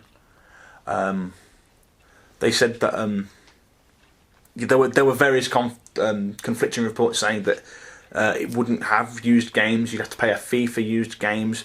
It wouldn't have to be online all the time. It'd have to be online at least once a day. Yeah. These haven't been cleaned up. These haven't been cleared up yet, and yet Microsoft have cancelled a post-press conference Q&A session with the press. They're brilliant. So basically, that to me says, because they've been saying we will announce our plans for Yeah. second hand in the coming. That basically says we still don't have an idea how it's going to work, and we don't want people asking those questions. Yeah, and those are the because we only don't know how to questions. answer them. Yeah. Those are the only questions people are going to ask. Yeah, that's the only thing people want to know now. We know they're going to produce good games because it's next generation console. Let's face it. Well, we didn't see many at the No, reveal. but you know they're going to get hold of them. We may not see many ones that are purely for the Xbox, but they will have good games that come out on that console. Yeah. It seems very media orientated and entertainment orientated, but these are the key issues that customers want to know. Are we going to be able to buy second-hand games? Are we going to be able to trade them in? Do we have to be online all the time? Do we have to be online all the time? My Yeah. my online collection went down here for a few hours, 2 days ago. Right. And my first thought was, if I had an Xbox One, I couldn't play anything on Well, it we don't right think now. we could anyway. Yeah. Well, apparently not. Apparently so. Yeah. You know, they've basically said both things, which is, well, obviously contradictory. That's pretty much the news. Well, as we're only 10 minutes into the news, and we've got through it all pretty quickly, and I think the first half was about an hour and a half Yeah. in length. We could talk about the Xbox One conference if we want for like 10-15 minutes. I would love to talk about the Xbox conference. Should we do that? Okay, I'll look for that. Yeah. Yeah? Kick us off, Buzz. Or Paul. Since we're not using nicknames. Yeah, we're trying not to use nicknames. All of mine have been used in this podcast at some point. Old habits die hard. Personally, Like Bruce Willis. I like some of the stuff they showed with the media. I'm gonna be trying to be as fair as I can. Some of the stuff they showed with the media, I was impressed with. It was the amount of media focused things that they gave attention to. Like TV wise. Yeah. Yeah. There's been a recent article with a major website where they've shown video of it actually working, and it isn't as smooth as they showed at the press conference. So that was altered or smoothed, or which is fairly standard. But then why show that process 3 or 4 times? Yeah. Especially when you've only got an hour. Yeah. But for me, I saw 20 minutes of the Kinect, 20 minutes of how to watch TV using the Kinect, and possibly 10 minutes of games. Majority of those EA games that will be coming out on the PlayStation anyway. About Pretty last much 10 all the minutes? games are coming out. Last 10 minutes was COD, Yes. which Call of will Duty. also be coming out on PlayStation. Yeah. So. It was a balls of an opportunity for Microsoft there. Yeah, to me that's the big mistake. I watched a conference to open up for a gaming console that showed me how to watch TV. Yeah. Yeah. I mean, like, there was things that I was like, ooh, that's quite interesting. Like the announcement of the Halo TV series, whether or not that will happen. I know that they have been talking with major TV companies to produce exclusive content for the One. Hate the name. Yeah. I also hate the name. What a stupid name. Let's discuss the name. Yeah. Whose bright idea was it to call it Xbox One? There's already an Xbox One. It came out in 2002. Well, let me say this. They are currently fighting over Xbox1.com. They don't own it. Basically, this lends me credence as to they didn't want to call it Xbox One. They wanted to call it Infinity. Xbox. They wanted to call it... If you look at the machine, there's no one on any of it. It's Xbox. But the thing is, everyone was guessing Xbox or Xbox Infinity or Xbox 720. Yeah, but that's what I'm saying. Everyone guessed PlayStation 4. Nobody was like, oh, that's a dumb name. We already knew that was going to happen.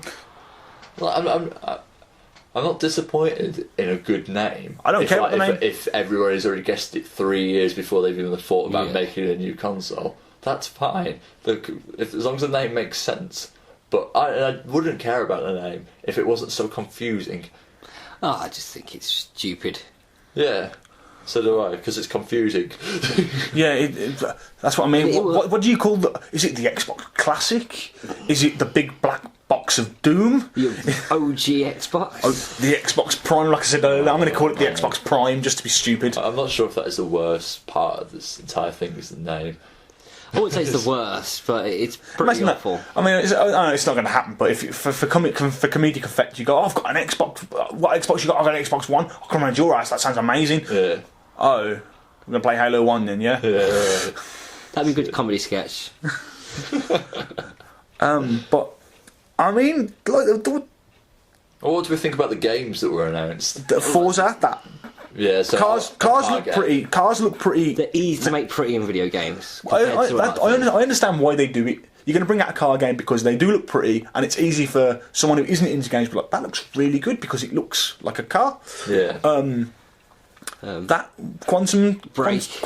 Yeah, it's all about 2 seconds of it. Which is apparently going to be tied into a TV series. That's why it looks dodgy. Which is why half of it was live action. That actually sounds more interesting now.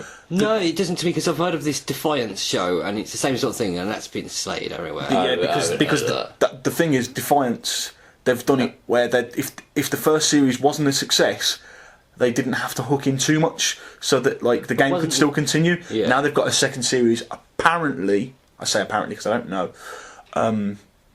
they're going to be deeper hooks because they know it's going to continue. So they don't want to basically have to kill the game because the first series died.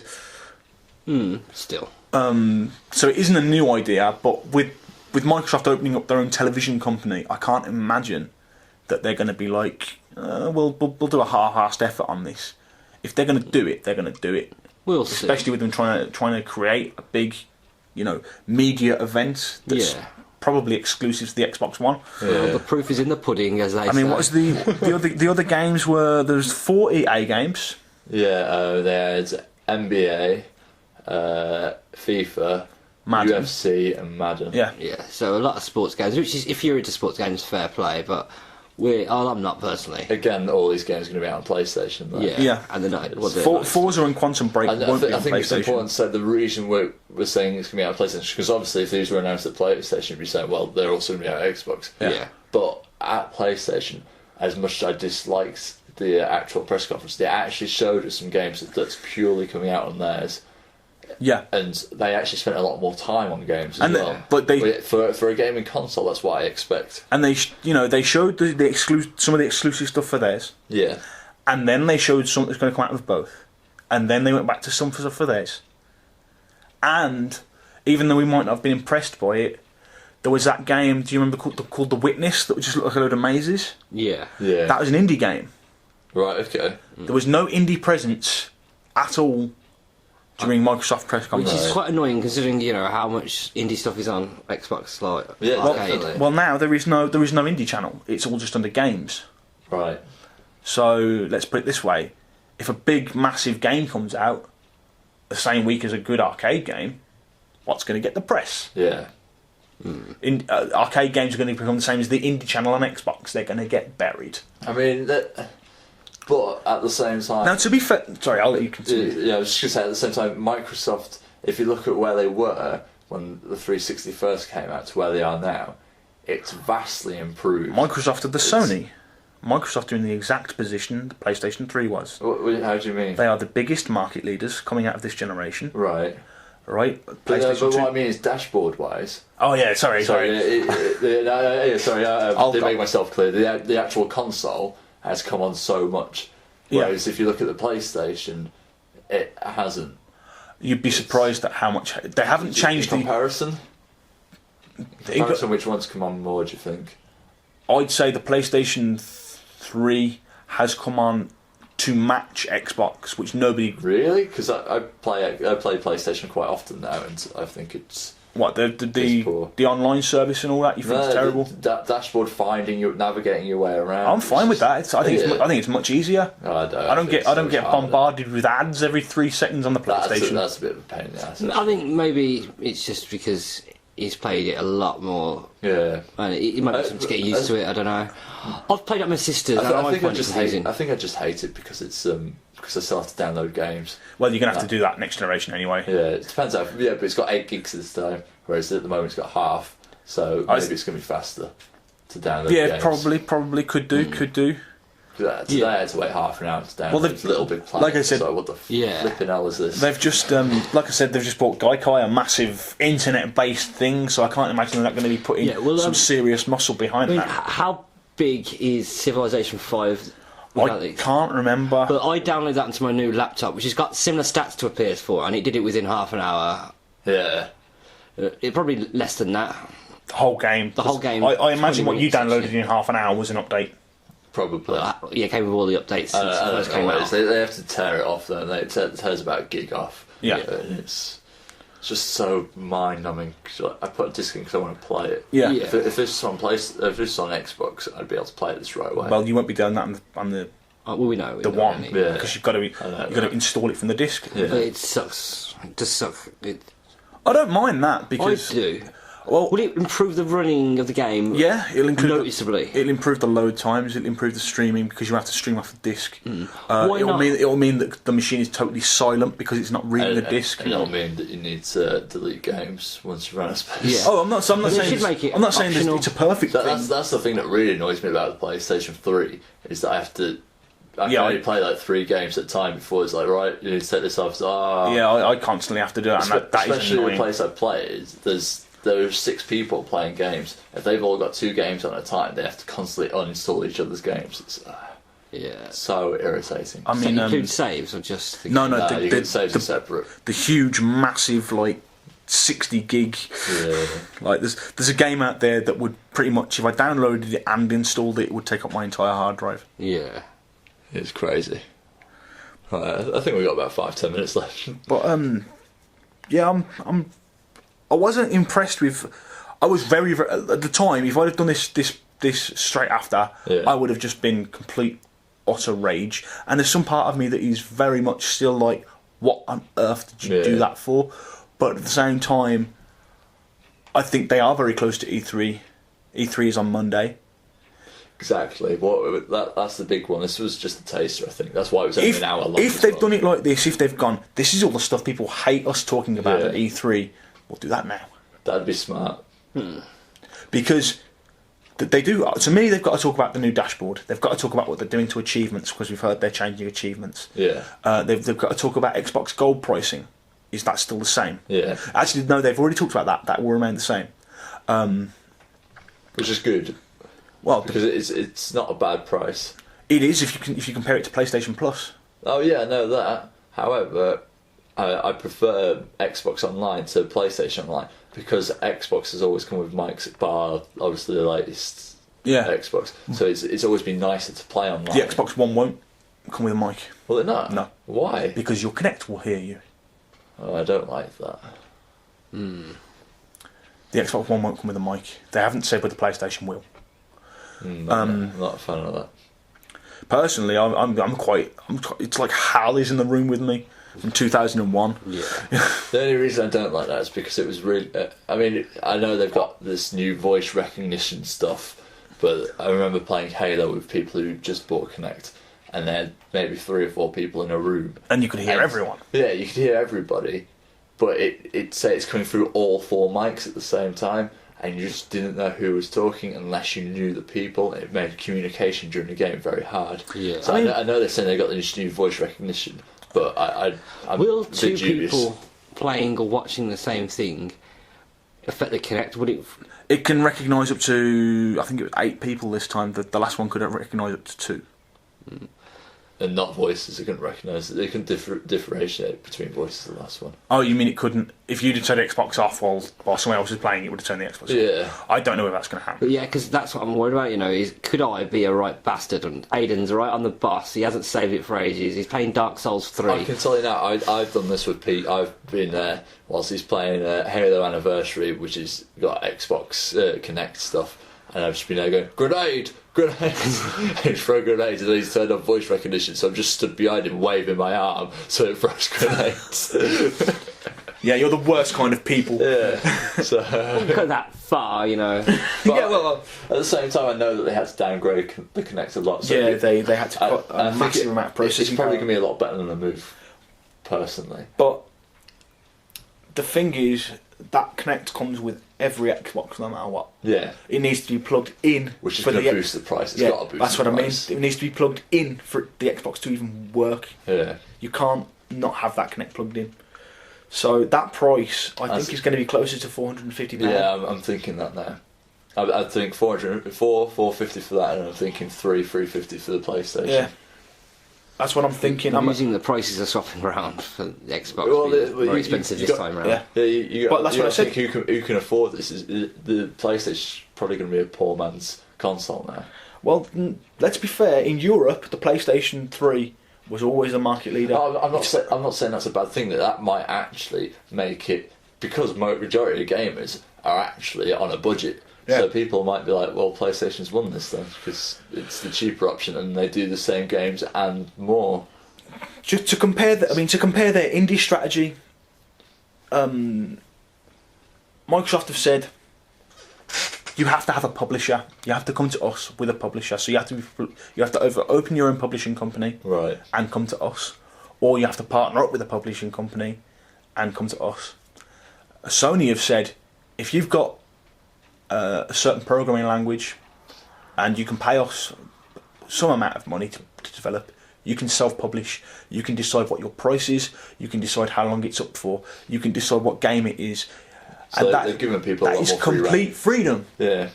Why would indie developers not be like, I love this console, and forget paying massive amounts to just work for this console? Yeah, sure. That means that now, to be honest, that could mean that we end up in a situation like the iStore, in my opinion, where you get masses of rubbish and some good stuff. You got to think though, even with stuff like that, you do find that the good stuff floats to the top, and there are people out there who enjoy going out and finding the good ones. Like Jay was saying earlier, and then they tell us about it. So I think it will float. I think that'll work. But again, the iStore, the top, what, like £3. Although we were like, that's a good deal. Yeah. That's an expensive iPad game. Yeah. They're like 75p. Yeah. Maybe £1.50. I think what we've seen so far, personally, for the two next generation consoles coming out, is that Xbox have gone on a very business orientated way of looking at things, saying people are going to buy this console, how can we sell it to them, and how can we get a little bit more out of them at the same time. Whereas PlayStation seem to have gone down the road of what the gamers actually want. Yeah, I think it was more like gamers are going to buy this anyway because they love their 360. How can we sell it to gamers' mums? It's like a role reversal from the last generation.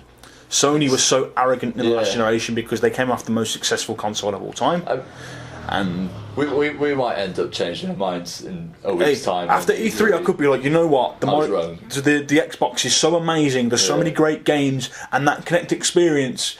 Hey, I might have been against the Kinect all the way through, but it could be unbelievable. And I could be like, you know what? I am plonking down that 450. I have no issue with the Kinect.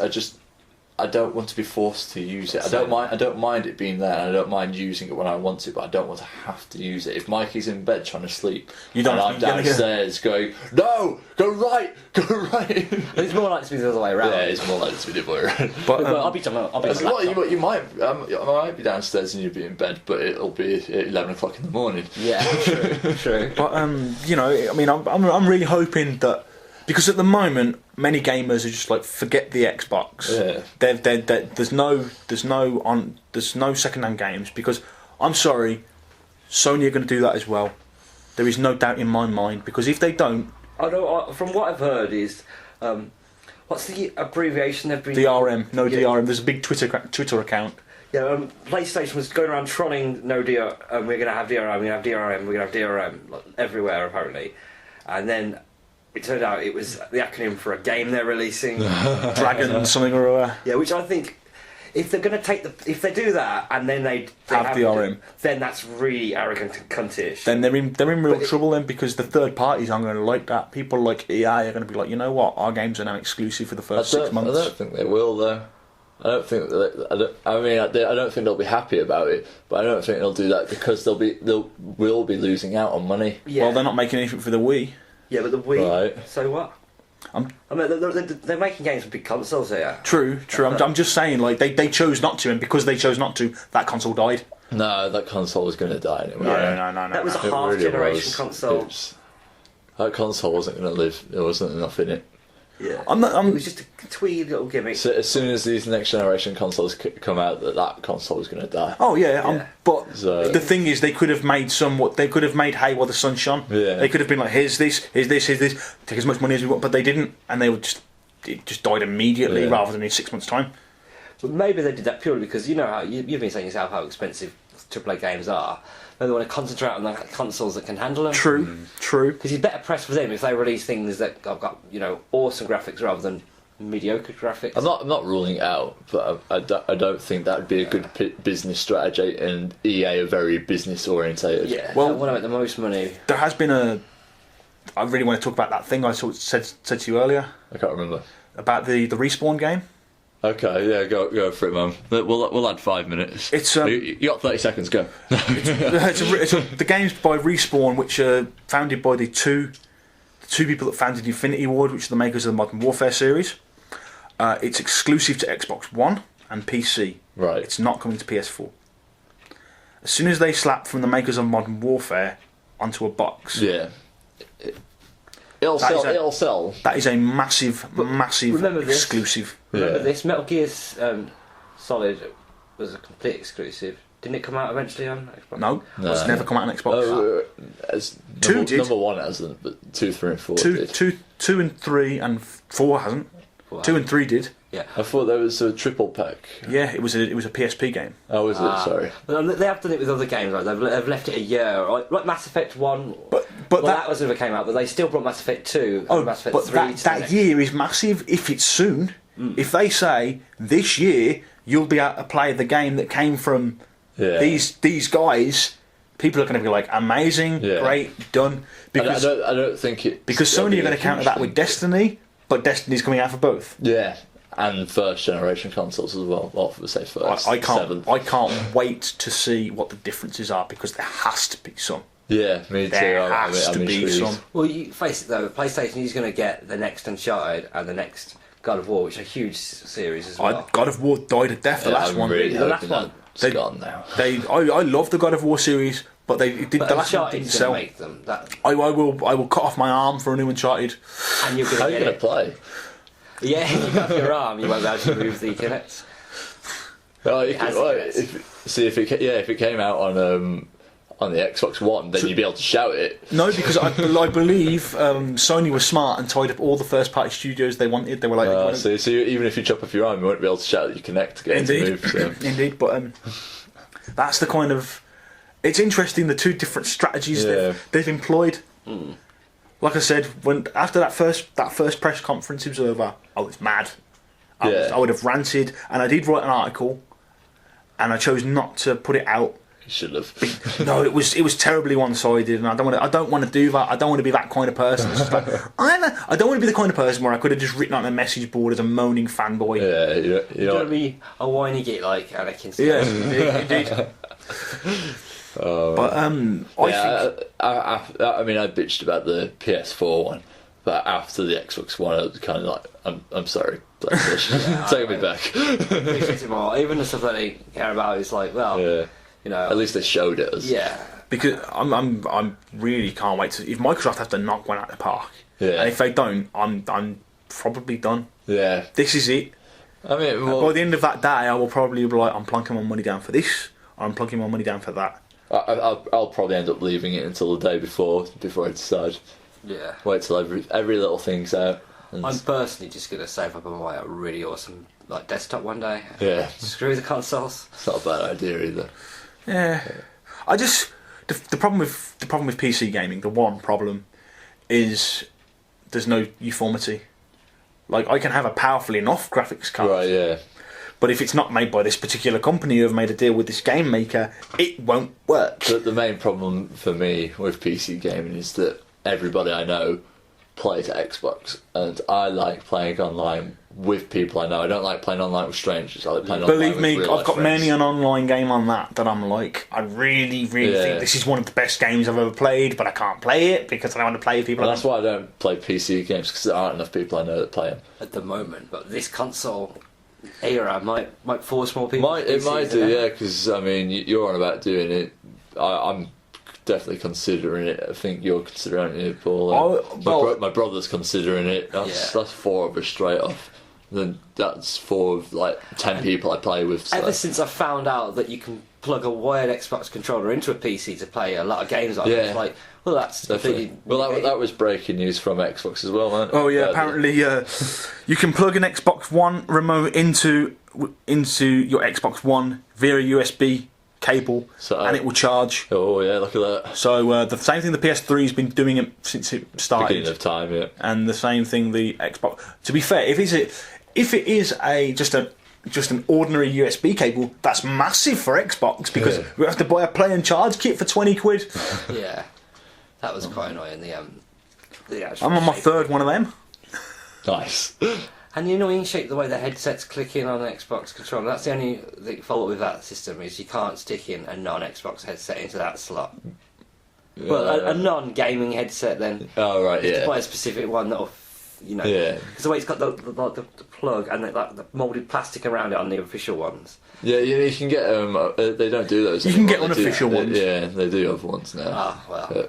But without the sound, there are ways, but Yeah, it's a pain though. But yeah, I think that's about it from us, really. Yeah. We've had a good moan. Yeah. But that was our final thoughts Yeah, as a Collective. triple. Yeah. And now we're going to have our individual final thoughts. We can do if you want. I've got to try and think of something, so you can go first. Oh, I haven't thought of anything yet. Should we? I would really like to wish my two co-hosts here a very happy birthday. Ah, Thanks. thank you, Paul. You're both old. I'm old. No, but he's older. He's older than he was, so he's old. That's true. True. I'm really hoping that with the launch of this new website and you know the way we're transforming the podcast, that we can make something out of this. Yeah. I really hope that Even if it's just a hardcore fan base. if you're listening to this and you like it, please rate us on iTunes. Please tell your friends. Spread it around to as many people as you like. Like us on Facebook. Have a look at the website. Read some reviews. If you got an interesting idea, like for a name for the fans of Clash Planet, tell us, because we've only got really rubbish names so far, like Clash of Tears and Planeteers, which we can't call because of Captain Planet anyway. I mean, I'm trying to think of if you've got ideas for articles you want us to talk about, or games, or anything at all.